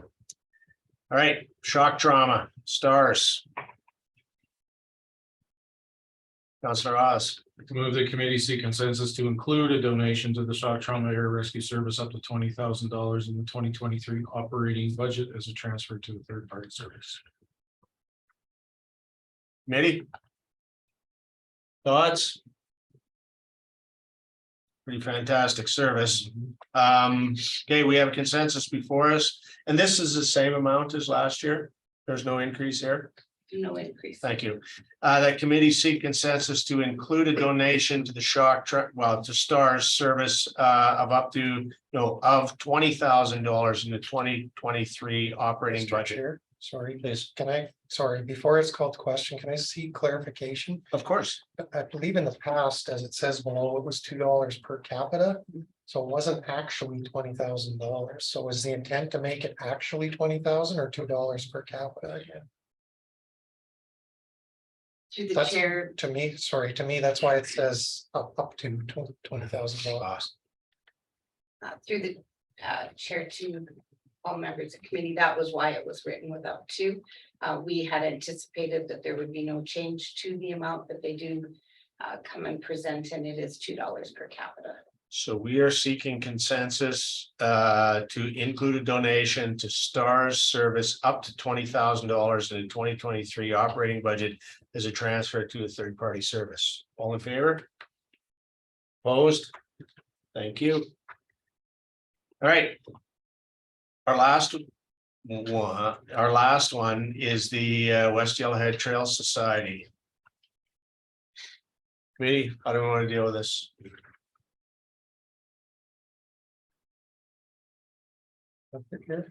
Please. I actually, I have, sorry, before somebody puts a consensus request for item 1 forward. Question to administration. I thought there was already a draft operating agreement between the town and West Yellowhead Trail Society. Is it not in place yet? Do we have a West Yellowhead Trail Society agreement? We do not. No, we are, as administration, still pending confirmation that this actually is a society. The idea just being entering into an operating agreement if we're going to continue as a town to allocate funding.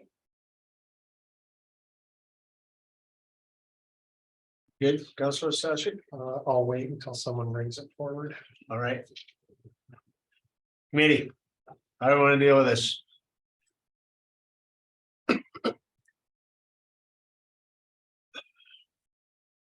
Councilor Oz. You know, I mean, it's an agreement, so the committee seek consensus to direct administration to draft an operating agreement between the town and the West Yellowhead Trail Society for council's consideration. Councilor Stash. Thank you, Mr. Chair. I'm not comfortable supporting that. It's been a year since this association was told that they have to follow through on the civic agency partnership requirements. The fact that that's not done yet. I'm not comfortable supporting part 1. If there's funding granted, I'd probably be okay with the funding, but it would again be contingent on them completing that civic agency's application and it being approved by council. Okay, thank you. Councilor Taylor. I'm a bit confused because I know that they did put in an agreement right after they were asked a year ago. And I know that they have been a society for well over a year and a half. So I'm not sure why what's going on. If I may respond through the chair to the rest of the committee, administration has requested documentation to demonstrate that the group is a society. We have not received the certificate yet. We've received like a CRA branch number, but otherwise the actual certification itself, administration wants to see that. And in addition, part of the process for this group to become a civic agency as we revise the policy was contingent on the buy-in from Yellowhead County.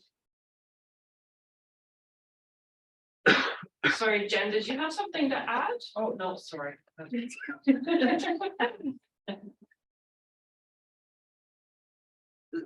Sorry, can I just follow up on that? Contingent upon Yellowhead County? Can you give me that again?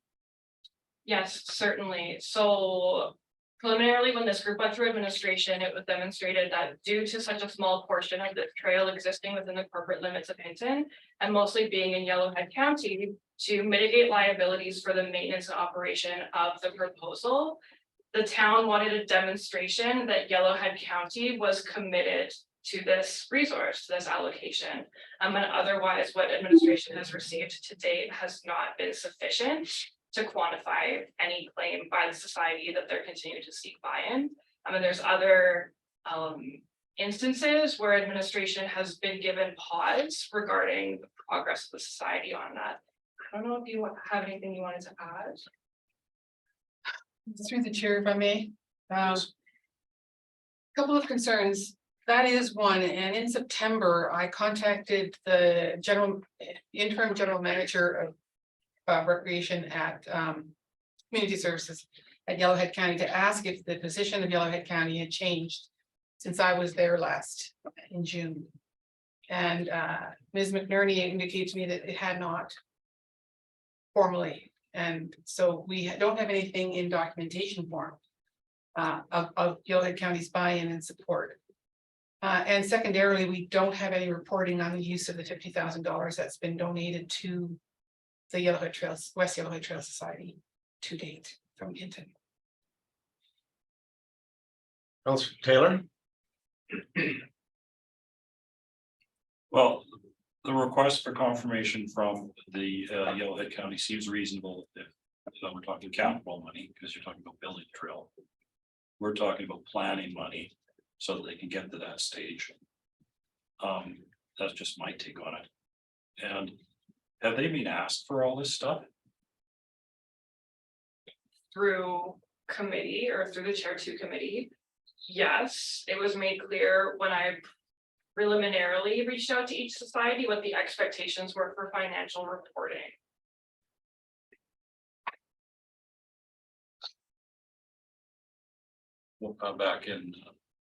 Back in August, and as a courtesy, I slated that group on October 25th, so I had the most time to prepare. Especially considering the board president was away for part of the fall. You good, Councilor Taylor?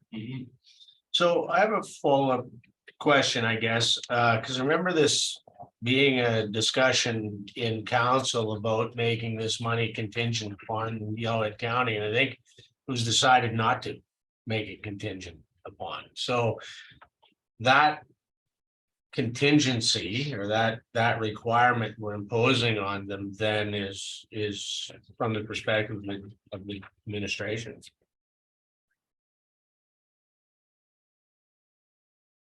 If I may, through the chair to the committee. We'll have to I think we should double check that as administration, just to make sure what we have in the minutes and what our thoughts are. We'll check that, but I would also remind council that the $50,000 that we're contemplating to provide actually comes from both the town of Hampton and Yellowhead County. And that's a clause that was agreed to through our revenue sharing agreement, that $2.4 million that agreement also states that if someone's coming forward to us for an ask as a civic agency or something such as this, it actually comes from both of us.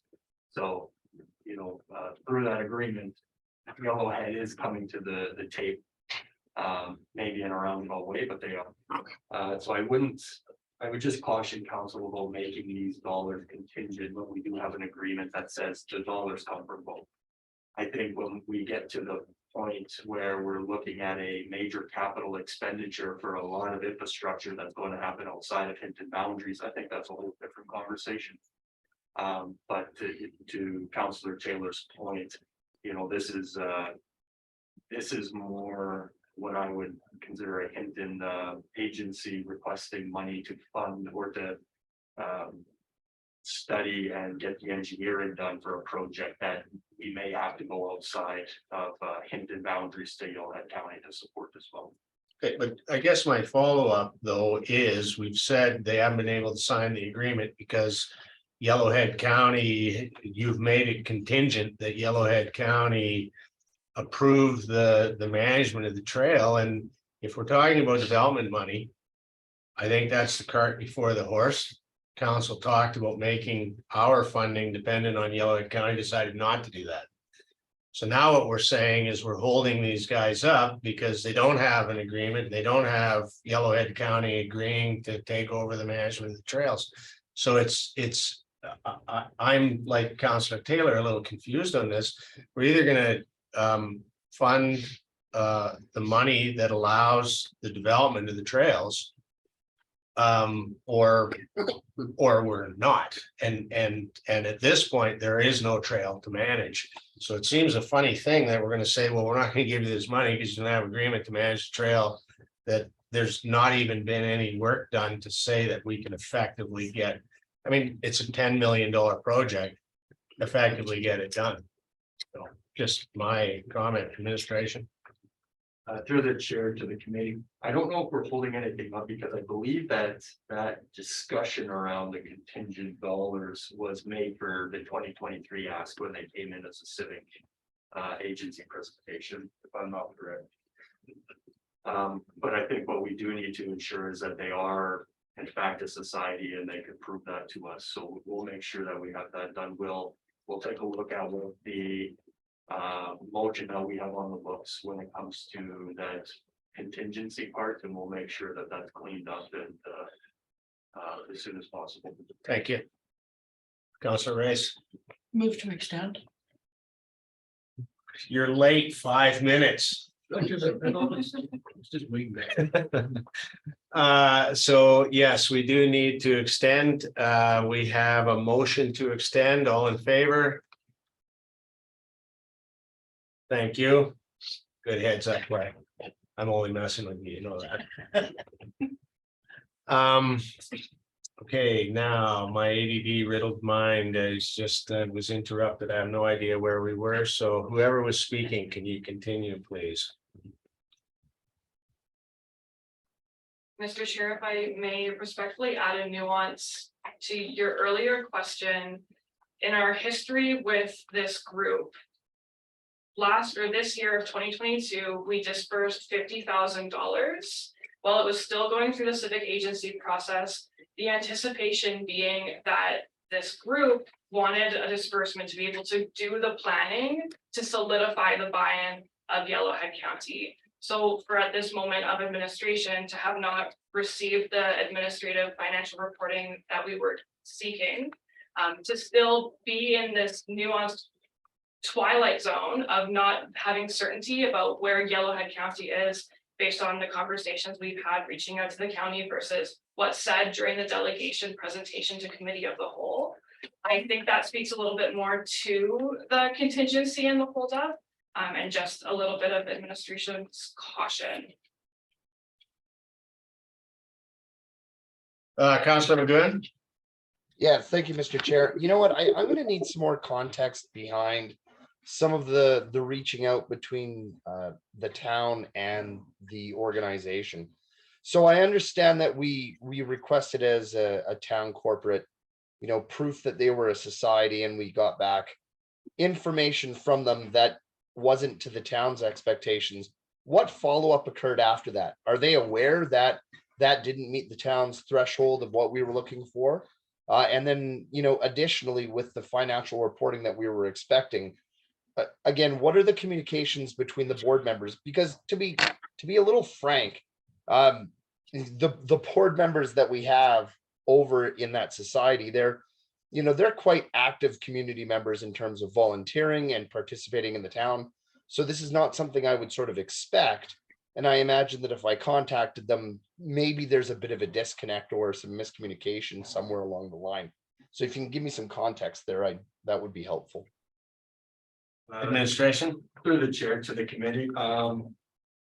I don't know if we have to get into the nuances of the communications, but what I will commit to council and to the committee, sorry.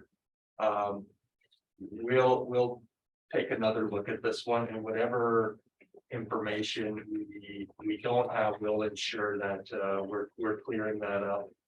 If there has been a disconnect, we will reach out to the group and ensure that we have this cleared up as much as possible. I think we can proceed with the allocation of the dollars or not, depending on council. Well, we're still at the agreement. Okay. Number one, so we have to move through that consensus first. So let's maybe do that first. Is there, do we have a consent? Councilor Stas. There is a consensus request. Yes. So, yeah, I'm not going to support the consensus request. I'm gonna look down to item number 2. Because we can still continue, by my reading, we can still continue with item number 2. Because it's got some conditions in there regarding meeting conditions that civic partnership policy. So I don't believe passing 1 is contingent on considering 2. And right now, I'm not comfortable in passing 1. But we have a consensus out there to Mhm. direct admin, okay, let's deal with that. So we have a consensus to direct administration to draft an operating agreement between the town of Hampton and the West Yellowhead Society for council's consideration. All in favor? Opposed? And that is passed. That is. So yeah,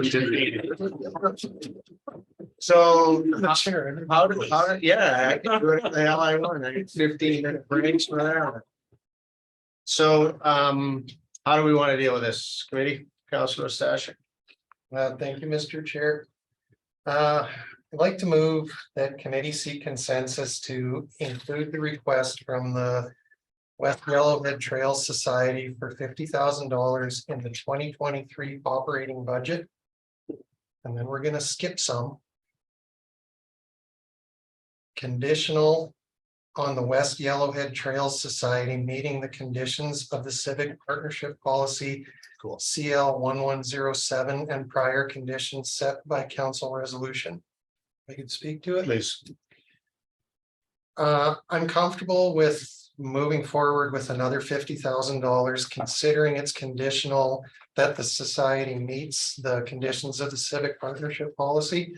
But I did leave out 24 and 25 because I'm not comfortable in making $150,000 commitment on behalf of the town to fund this if it winds up that it's not getting any traction, that it's not moving forward.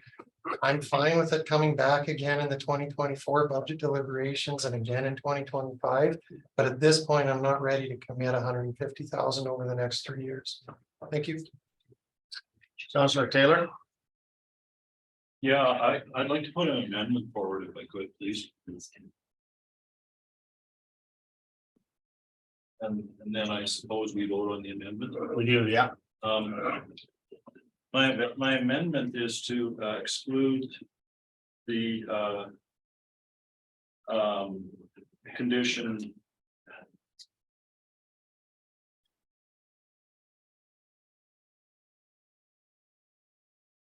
Wait a sec, never mind, I'll stop.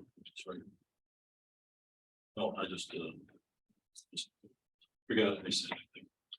Okay, forget he said anything. Done. All right. Nice. Okay, so we do have a consensus up. Committee, comments, questions? All right, so let me put my glasses on so my old eyes can see the screen. Is the committee seek that there's a consensus to include the request from the West Yellowhead Trail Society for $50,000 in the 2023 operating budget, condition on the West Yellowhead Trail Society meeting the conditions of the civic partnership policy CL 1107 and prior conditions set by council resolution. All in favor? Wait a sec, please, Oh. I have a question. If I could, so the civic partner policy, that means that they get a civic partner agreement. And what are the prior council resolutions? Through the chair to the rest of the committee, so speaking to the previous budget process where through resolution, those conditions were set. So that is what I am referencing in the draft, and then I can pull up my record. Because I'm sure everybody was there before they go. Thank you, yeah. Okay, so. With the chair, I'll read out prior resolutions that were made and the dates. On May 17th, 2022, council received the society's request for the 2022 contribution to be dispersed. Council had prior to that made a motion to approve $50,000 in 2022 operating budget and $50,000 in each of 2023 and 2024.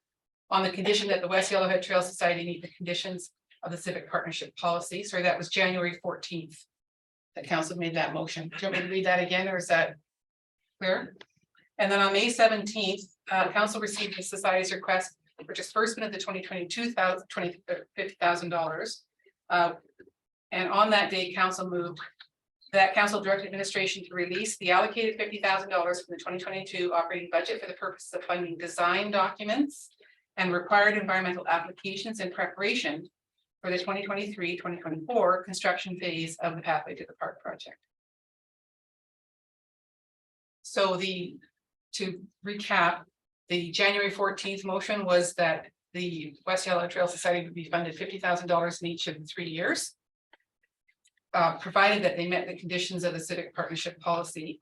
And in May, they hadn't yet met those conditions, but council moved to release $50,000 for planning and design documents. Go ahead. If I could.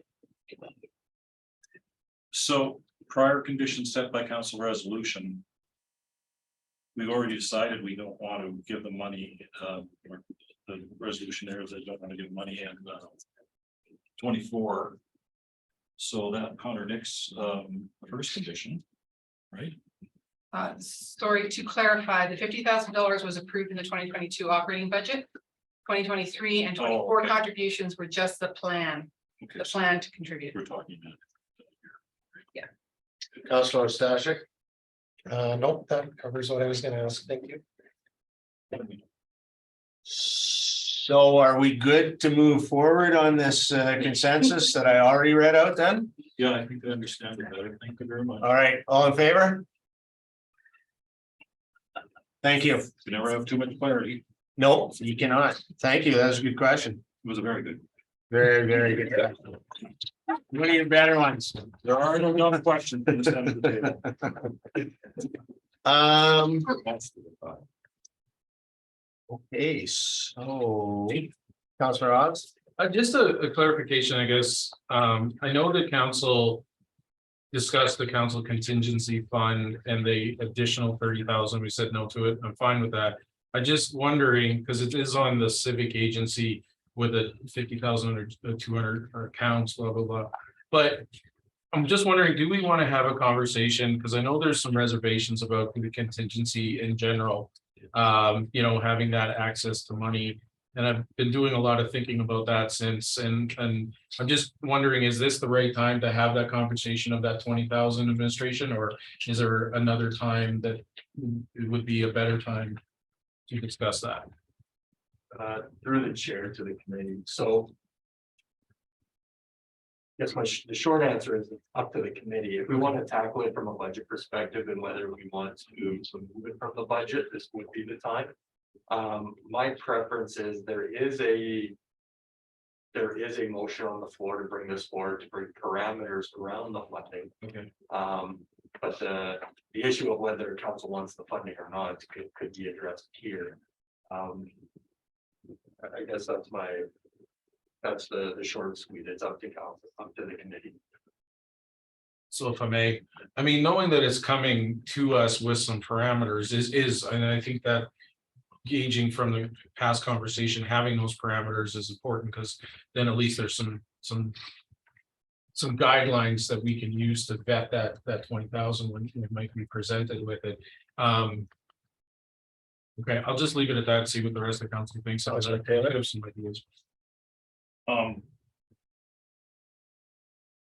Yeah, I'm.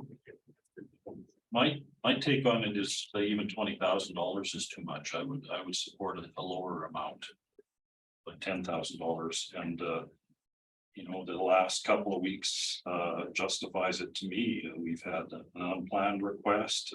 We've had another request for third-party advocacy, and to some extent, these requests keep coming because there's a council contingency fund, and they'll keep coming as long as we have that fund.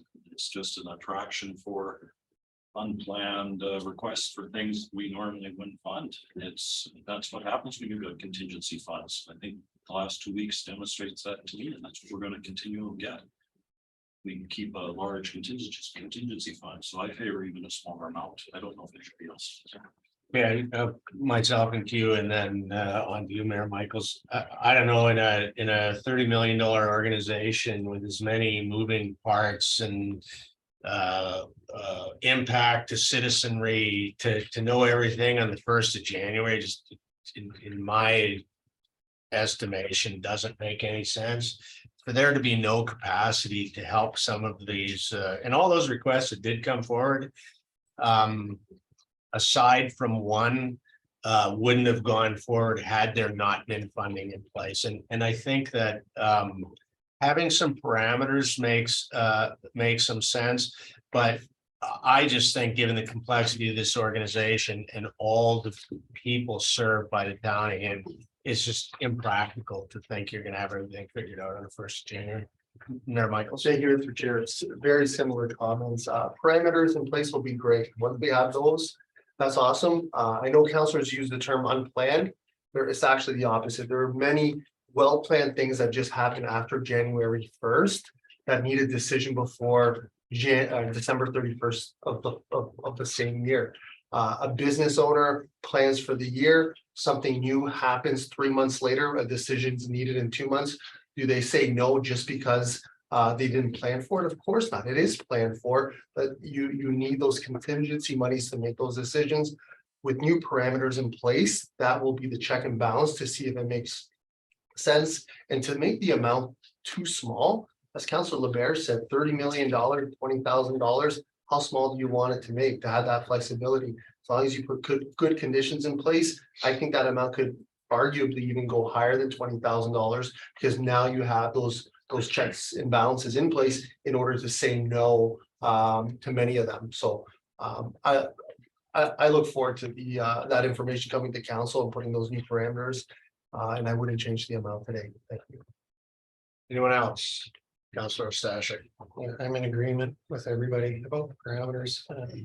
In fact, I'd actually like to make a motion if I could. Giver. I'd like to seek consensus of committee to make council contingency fund contingent. I saw that. Start again. Contingent on RFD and decision of council.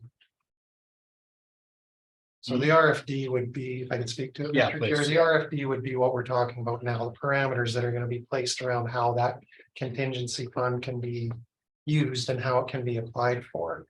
That would be the request for decision that comes back to council. Council debates it, makes a decision and moves forward. And the reason I want to put that forward today, I don't want to go in January 1st and have council contingency fund available and somebody come before us and they're not subject to any of those requirements or conditions that may come at some point in the future, and they get granted money under different parameters than somebody who might come later in the year. So I would like it to be fresh slate, starting from new, until we have that decision from council on how we're going to utilize that contingency fund. It's not available. So it's in the budget, it's there, but until there's a decision from council on how we're going to use it, it can't be dispersed. Okay, I had my hand up my head, so a question to administration, that if you had a look at this, is this like, how far away are we from having a look at an RFP that would address these things?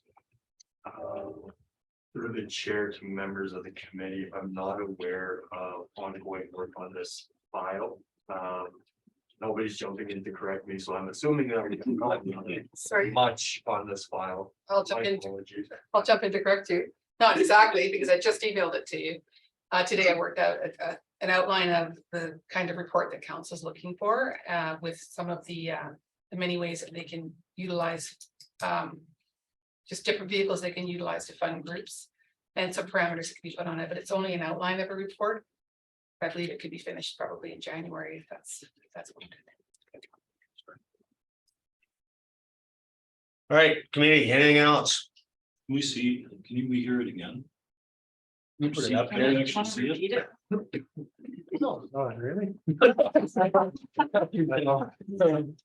I know the contingency fund is contingent. Contingency. Yeah, just make the council contingency. Is that what I said? Available until our RFD is brought to council for decision. There was a motion, there is a motion already in the queue, which Director Jude was speaking. I Hang on, Albert's gotta finish up his- forgot what I said. To seek consensus of committee. To make the council contingency fund.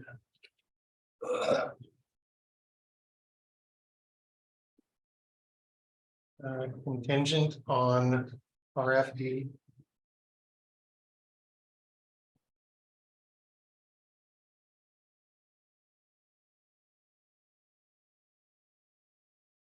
And decision of council.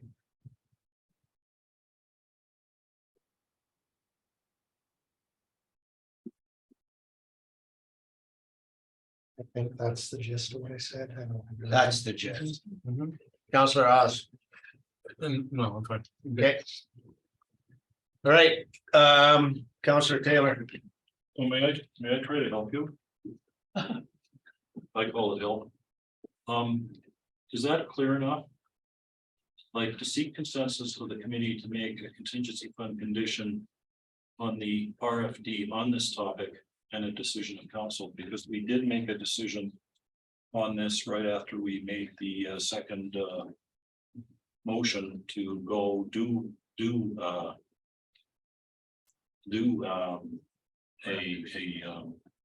parameter thing, or whatever it's called.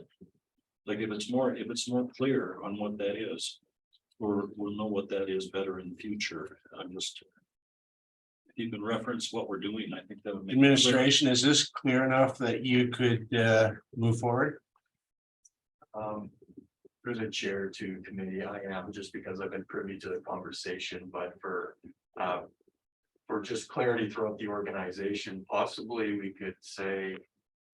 Make the council contingency fund release an application contingent on RFD and decision of council. That may make it a little bit more clear. So yeah, all of the administration will understand that in order for someone to apply to get some of that funding, that it is contingent on us bringing forward that RFD.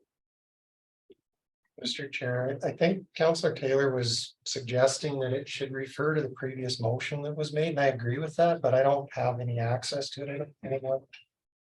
Well, I also think that the CAO's made a good addition there. The contingency fund release, the council contingency fund release contingent on the RFD, and then later maybe administration could put what that RFD name is. Later, we don't have to worry about it now, then we're clear.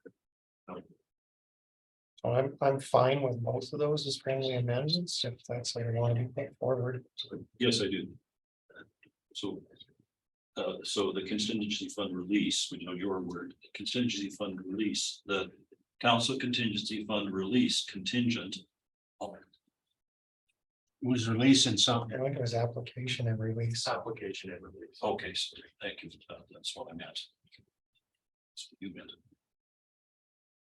Contingent on the RFD. And then just put in brackets, just put in brackets, name to be provided later or something, right? Right after the RFD. So with that wording change, are you good to move forward without brackets? Yeah, that's fine. I'm clear on our direction. Okay. All right, any thoughts before I call to question the seeking of a consensus of committee to make the council contingency fund application and release contingent on the RFP and decision of council? All in favor? Thank you. Administration? Through the chair, so we've accomplished everything that we set out to accomplish, with the exception I'm going to be talking about a little bit of strategy for December 6th. If you would like to go into that conversation. I would love to go on that conversation.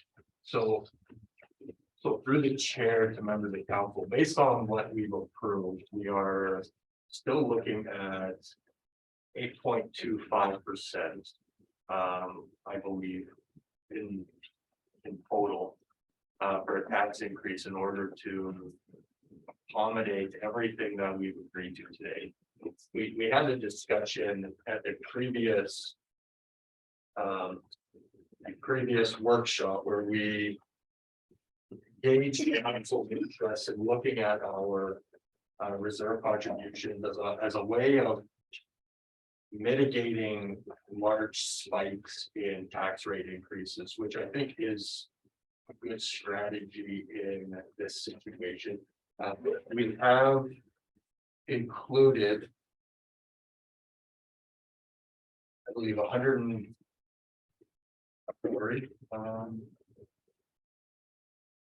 25,000 going on there, those are some reserves. The antenna upgrade for 25,000, the trail connectivity part 1 for 55,000. Energy manager supplement for 16,848, and the electronic purchase order software for 10,000. We have included we have offset that through the reserve contributions, which took it from, I believe it was 3.1 to 3,065,000. But we are still looking at 8.25% increase in taxes. Possibly just an idea for council to consider. And it may be a little bit working backwards, but I'm going back to council's original motion that said we did not want to increase rates by more than 6%. If council still believes that that's what we want to do, and we also want to accomplish everything we've discussed within the last, I guess, 3 days, with the previous workshop and the committee of the whole meeting today. Possibility would be to include some other items that we discussed today. And those were the destination marketing civic ask that was presented for 70,000. We have removed the software compliance today. We did remove $10,000 when it comes to the historical society. And then when it comes to the strategic services director, we could also look at funding that through or offsetting that cost through our reserves. So if we did those, well, 4 things, we would be looking at a 2.299% reduction through our tax increases, which would bring the total to 5.951. I do believe that those are more one-off expenditures, maybe with the exception of the strategic services director, but that is a term position that's not going to be an ongoing expense. It may be up to 3 years, but I think that we can comfortably offset some of those costs through the contributions of reserves if we want to ensure that we're phasing in tax increases on a more palatable amount.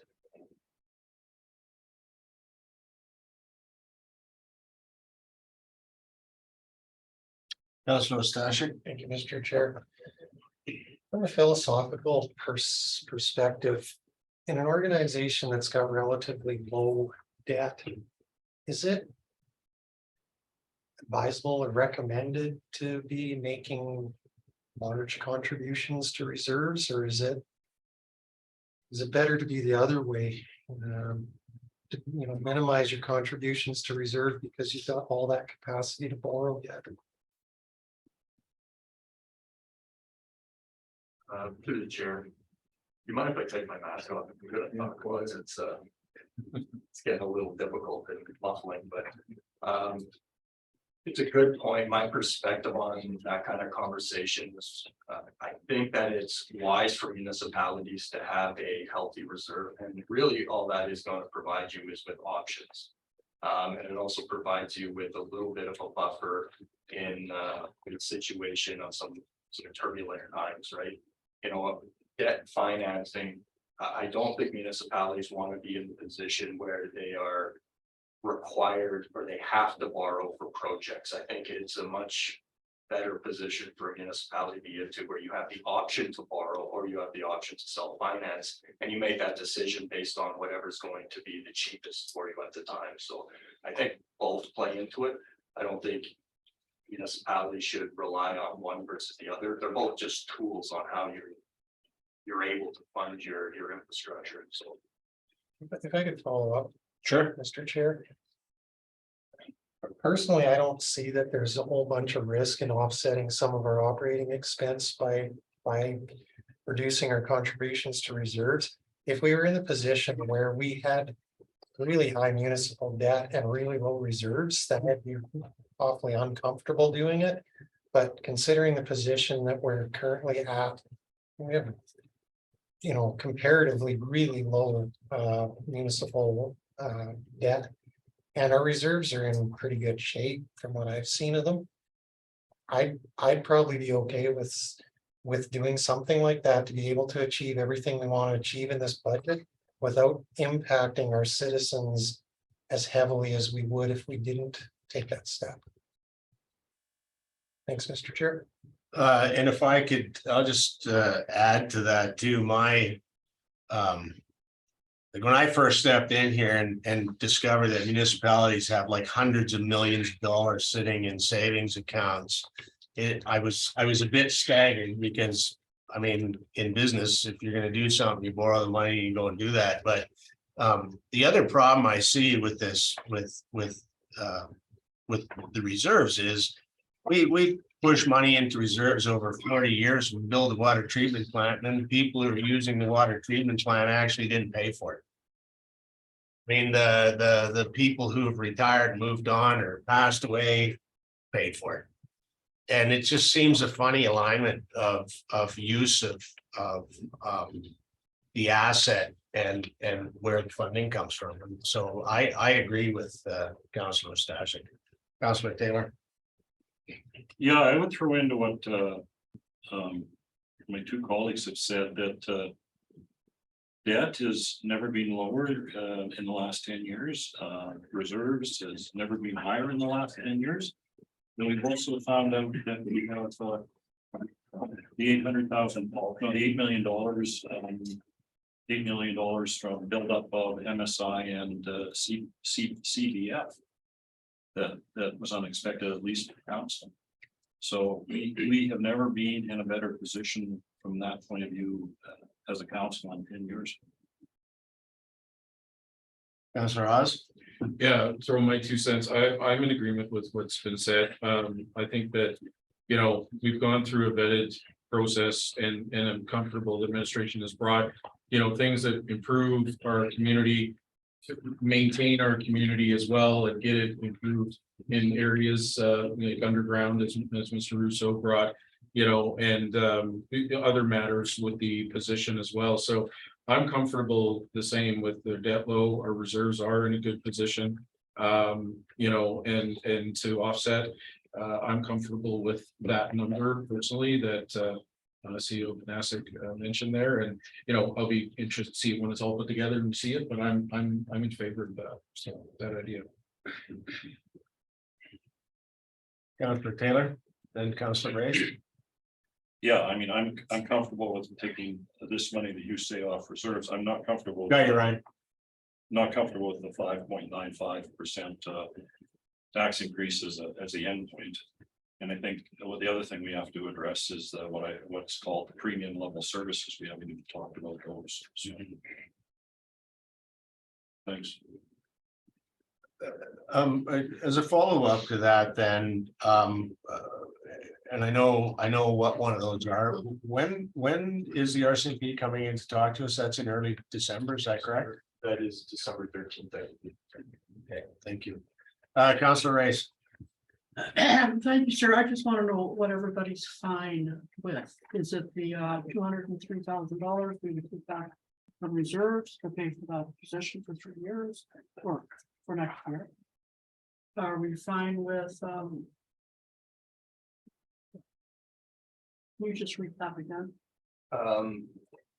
Based on what we had discussed today, what I was throwing out was that the civic ask for the destination marketing, the 10,000 that we reduced today, the 26,000 that we had removed from the budget today, and the strategic services director for 203,000 for a total of just shy of $300,000 be taken from the contributions that we would have put into reserves, which was $3,065,000. So that would go down to $2,765,000.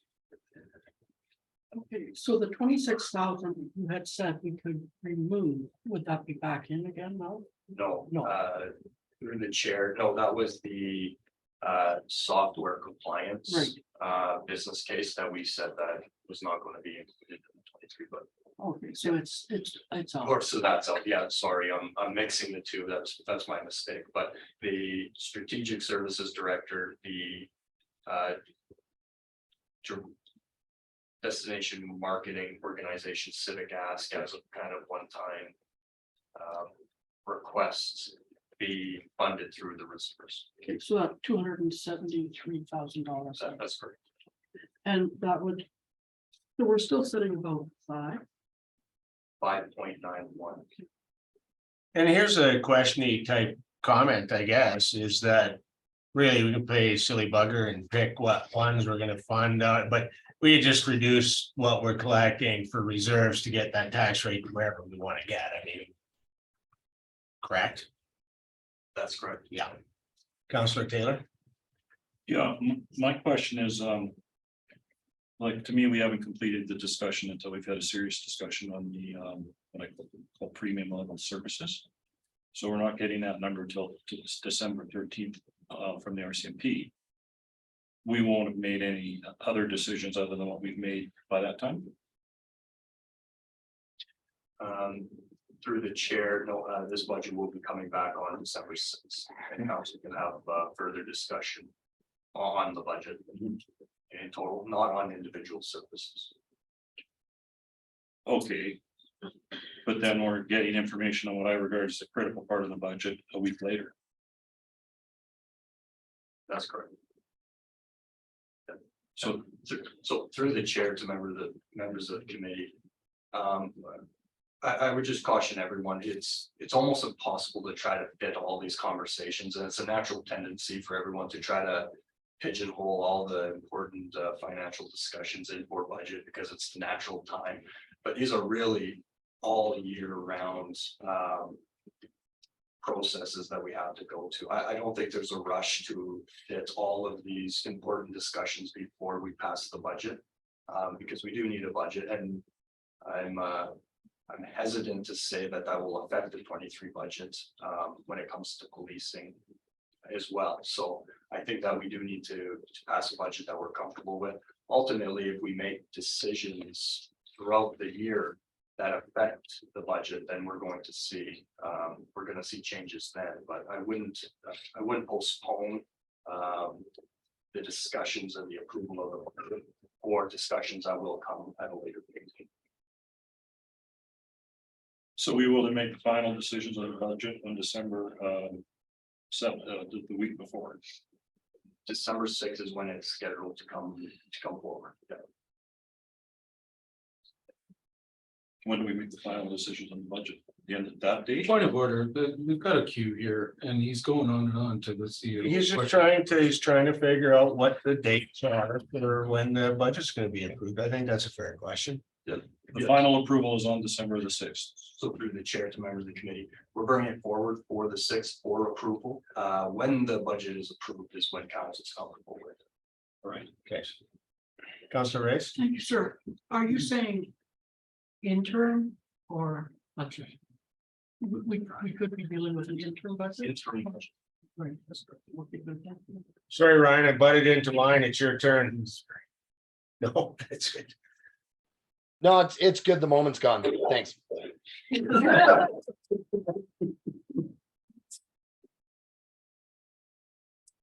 Councilor Ross. So I'm just gonna speak quickly to this, and it's all to do with this word premium out there. That's one counselor's opinion on that word.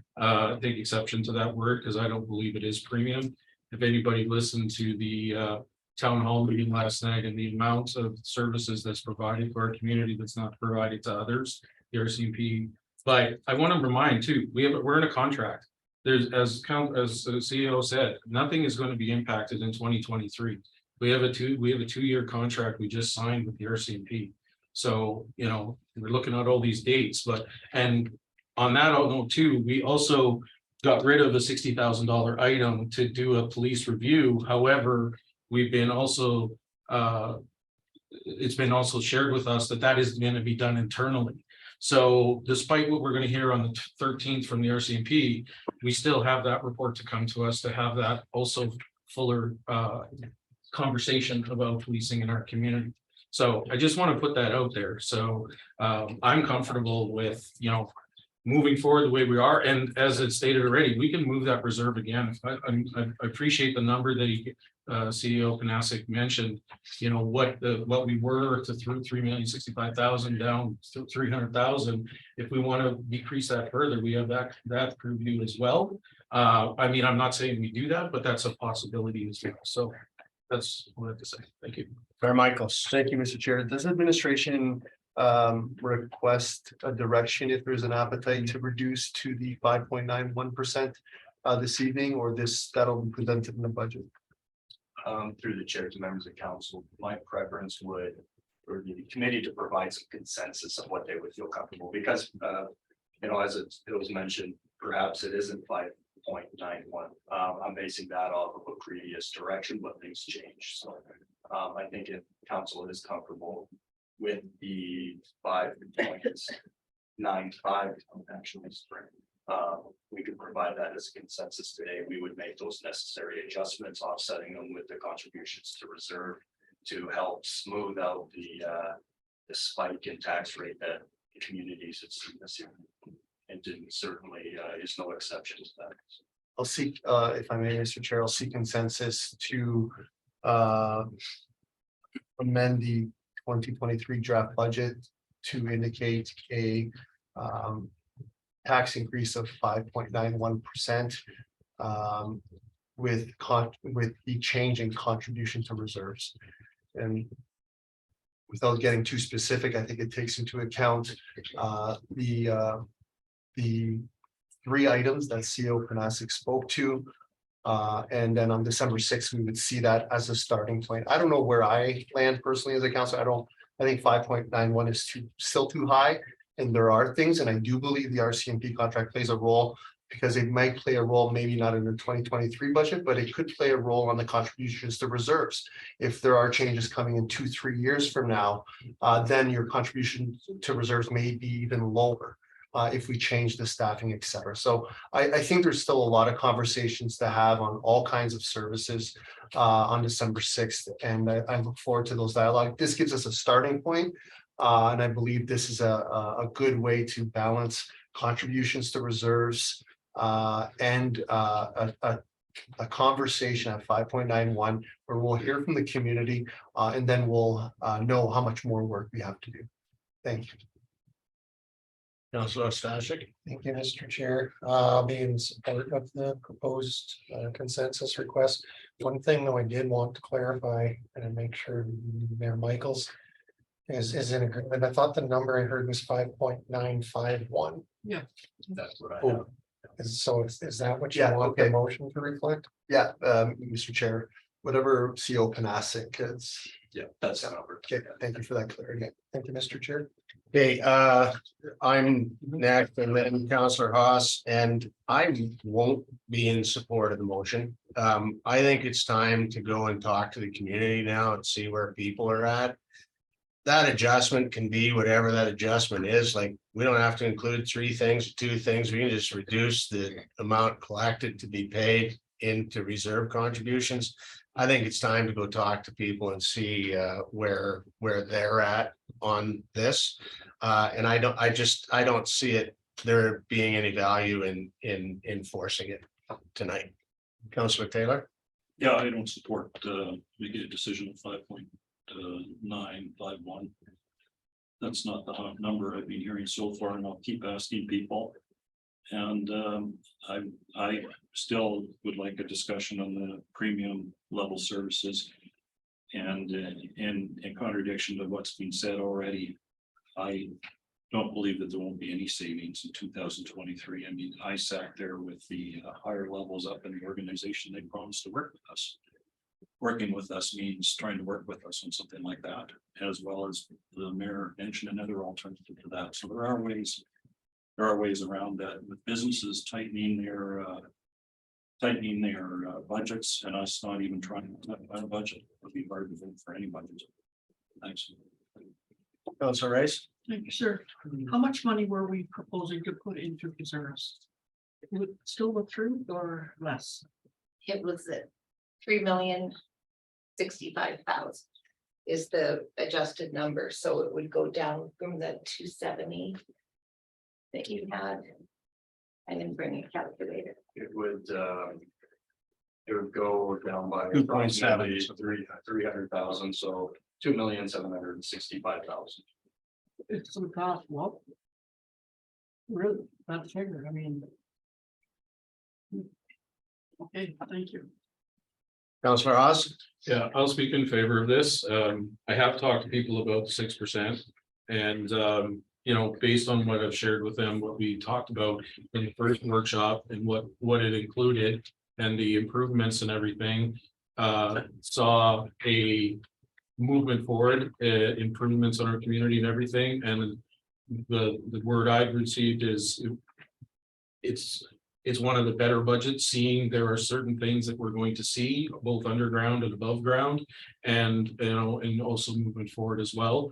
Understanding too, this has been a very difficult for everyone, and when you look around and people watch other communities and the Alberta municipalities, communities have shown records of communities coming in at 8-9%. They're saying no, we'll get it down 5-6. So we're, I think, of around the same what other communities are facing as well.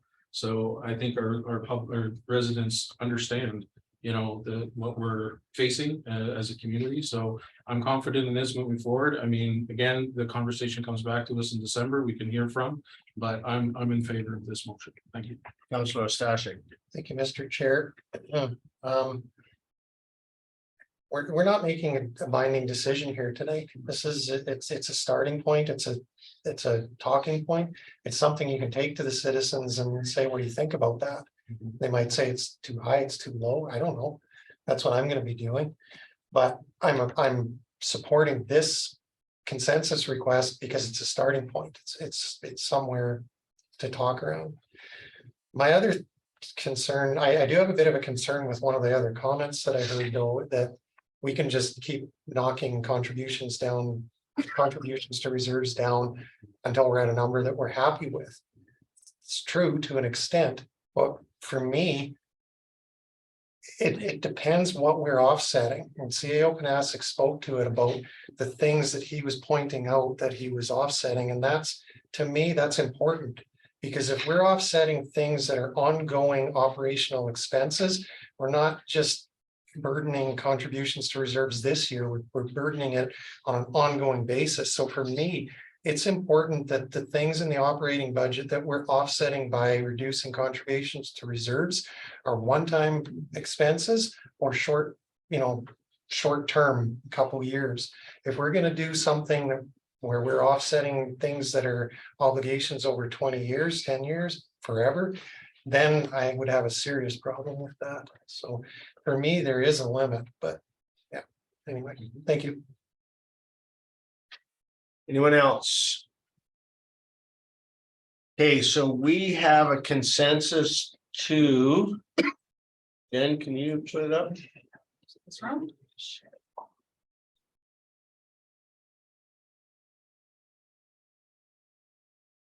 And can you see that, Councilor McGowan? Yep. Thank you. So to seek consensus to amend the 2023 draft budget and seek a 5.951 increase with a contribution. No. Is that what it went to? Yeah. Seek consensus. The tax rate increase. Tax rate increase. Sorry.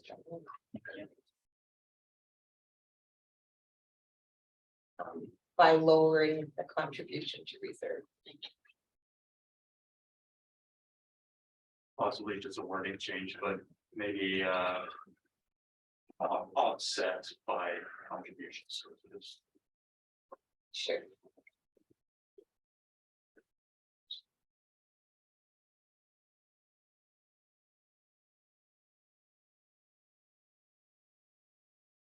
wouldn't you take the and seek a to achieve a 5.951? Point of order, Mr. Chair, I believe this is an. Oh, sorry. Yeah, he should probably word it how he wants it. I believe offsetting contribution to reserves. By offsetting contributions to reserves. Contributions.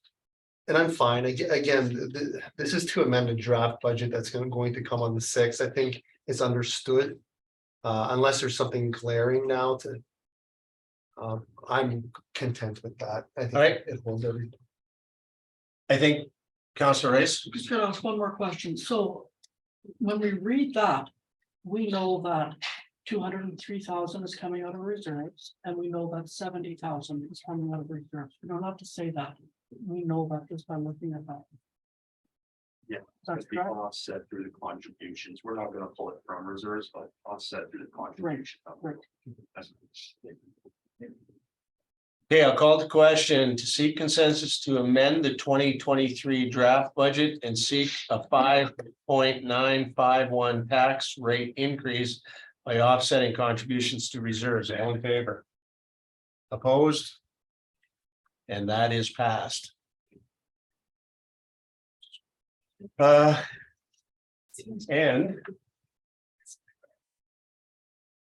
what do we want to do next? Oh, we have more work to do. Excuse me. Was there more? Yeah, we have council reporting. So if we could start on my left and work our way around the table that way. Councilor Rice. Okay, thank you, Deputy Mayor. Last week I attended a banquet put on by the Hampton Friendship Center. I want to thank our Deputy Mayor, Councilor LaBerge, for doing a very short and thoughtful speech. The Hampton Friendship Center hosted over 50 Head Start coordinators for a week of training. These people learned planning, they learned tufting, they learned survival skills, they learned quill work, and all the training that they did, they will take back to their communities and teach the kids. Also, that evening contained a lady who was drumming and singing, and what I thought was really interesting in the evening session was you don't typically see women drumming, and it was really something to take in. I really felt honored being there. Another thing, this is the first time that this has ever been held in our community where we brought these people in to do this type of training. I thought it was a wonderful opportunity to showcase our community. These people loved our community. They truly did. And you know what? They bought food here. They slept in our hotels here. They were so engaging. It was just wonderful.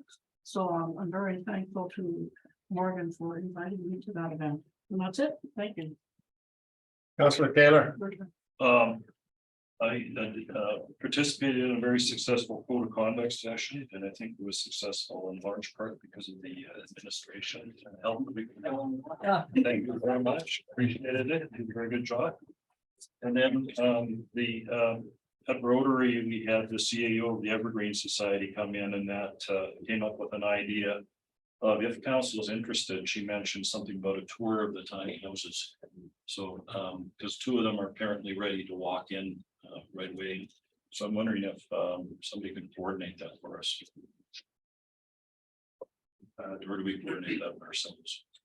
Through the chair, we can certainly organize a tour of the. I don't know if anybody else is interested in going. Totally. Thank you. That's it. I know where the key is. Oh, we just walk right over now.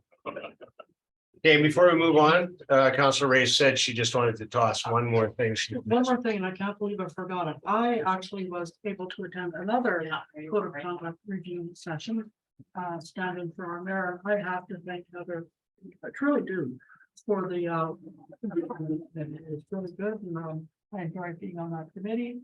Wish there was another meeting, but there's not. Thank you. Councilor Ross. Thank you, Mr. Chair. So Councilor Rice and I attended our first Hit Youth Advisory Council meeting of the term. it was a fantastic meeting. It was a great group.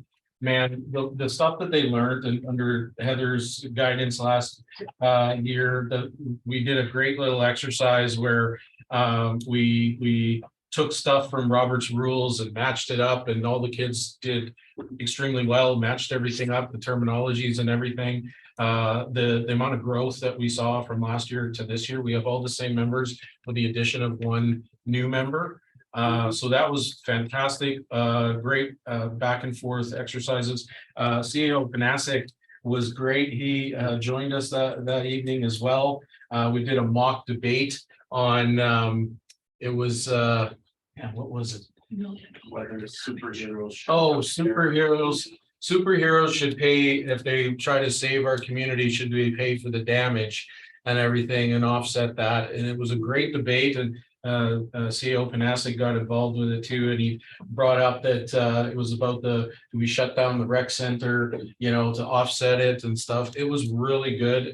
We're planning on actually having some of those mock debates for a little while to get the kids used to debating. So that was really a great night. So thank you again for CEO Panasic and for doing the foundational work as well, Heather. So thank you. Also had a library board meeting last night. We had a great deal of discussion. First of all, had the discussion the council brought up in regards to the budget and coming to quarter 2, you know, and so we talked about that. We're gonna bring in our director of corporate services and also our director of community services, thank you, to have a more robust conversation about that. We're also digging into what reserve policy and getting some information from that. We also had a conversation and passed, there's a great deal of best practice out there that fines do not work when getting back overdue books. Fines, unfortunately, apparently, according to best practice, deter people from coming to the library, especially if they have an overdue book and they don't come back because they are embarrassed to pay the fee or don't have the fee. And so to improve and people walking through the doors, we're going to look at Xing out those fees. They're only capped at $10 anyway. So even if you had a book for 4 years, it's $10. So it's not a lot of revenue that we do take in by that. So we're going to try that for a year. We're going to look at it in 6 months, see how it's going, and then continue, see if I want to continue that after 2023. There's many other libraries that are also practicing this as well, and they're seeing some good results of it. So that's what we're interested to see. We also, I attended briefly, I went down to the business Valley Business meeting last night. Fortunately, there was only a couple of members there and myself, but they were happy with Mr. Russo bringing forward an ask in the budget to address the traffic down in that area. So and they're looking forward to some changes down there. So thank you. And I also then came quickly down and attended a few minutes of the RCMP town hall. It was great. A couple of members talked about drinking and driving, and it's drinking and driving month of December. There's going to be lots of check stops out there. They also talked about interagencies and working collaboratively, search and rescue, and a whole bunch of other things as well. And then Staff Sergeant Fragamenti talked to questions that the there was a few present in person, plus there was online as well. So that was good to see. I wasn't able to make it all, but I did watch it this afternoon to hear the whole conversation. And one other matter, I was invited to the core audit. It was the first time that our town has done a core audit and included a council member. I don't know how I was chosen out of a hat or whatever, I don't know. But I really appreciated that opportunity. It was actually the first audit for the person, the interviewer, with a counselor. So there was some learning that happened, because there are some things that don't apply for counselors, but there was some matters that came up that will be addressed. But one question they had was, if something were to happen in this building, are they aware of the procedures? If we had someone come in and have threats, or if there is a fire or whatever, do we have the knowledge to what we do in those scenarios? And I had to say no at that time. I would just follow these guys for what to do. So there was a few things that came up that we might see in the future with that audit, but it was a great opportunity. So thank you. So, and that's all I have to report. Mr. And Chair. what kid doesn't love Robert's rules? Yeah, oh, they did. That was good. So, yeah. Nothing to add, Mr. Chair. Counselor McGowan, your face is Nothing good, good. but we can hear you. Nothing to report. Thank you. Counselor Ostashik. I think, Mr. Chair, I'll keep it quick, like a couple of the other councillors. I too was part of the Code of Conduct Review Committee meeting last week. Yeah, I also want to extend my appreciation to our administrative support. We had 3 sessions. And we got through all of it. All of our recommendations for amendments are done, and I don't think it would have been done that quickly if we hadn't had Heather's or admin support. So thanks for that. I believe next steps is it's coming back for council's consideration in December sometime. Yeah, the committee of the whole, I believe the 13th. Okay, so December 13th, council lays eyes on the proposed amendments to the code of conduct bylaw. And that's all I've got to report. Thank you. And for myself, I guess, a group of us did meet with local doctors here on Monday morning as a way to kick off the discussion as far as what can the municipality do to support our medical community here. So we are going to extend those discussions a little bit to really see how maybe we can move forward. We're currently sitting with 3 open positions in the town of Hampton. And one of the challenges that was brought up is there's been an open position here for almost a year and they haven't a single applicant. And we have lost our rural students. We had the students come through each year and they didn't have an applicant into the program. So it's not that people don't want to come to Hinton, it's just they don't want to go to rural communities, I guess. But the challenges are significant and we're going to continue those discussions. And I must say that I was both surprised and impressed with the visit to the Friendship Center. I thought this was funding for the children. This is funding for the Head Start teachers themselves. And I guess if we're going to make a difference, you got to start with the kids. And boy, oh boy, that was an energetic group, and really appreciated the opportunity to go. And it was just a really great night. And so with that, anything from the Chief Administrative Officer?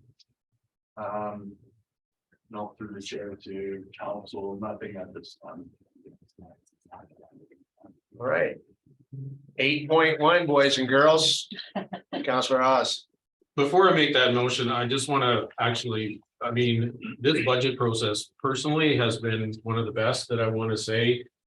We've moved so far in 3 meetings that, you know, we seem to be on schedule. I just want to thank administration for that because it's, you know, it's been a lot of hard work, but I just wanted to extend that. You know, we've come a long ways in 3 meetings compared to other years, so appreciate that. So on that note, I'll move to adjourn. All in favor? Or do you have a comment? Oh, no. All right.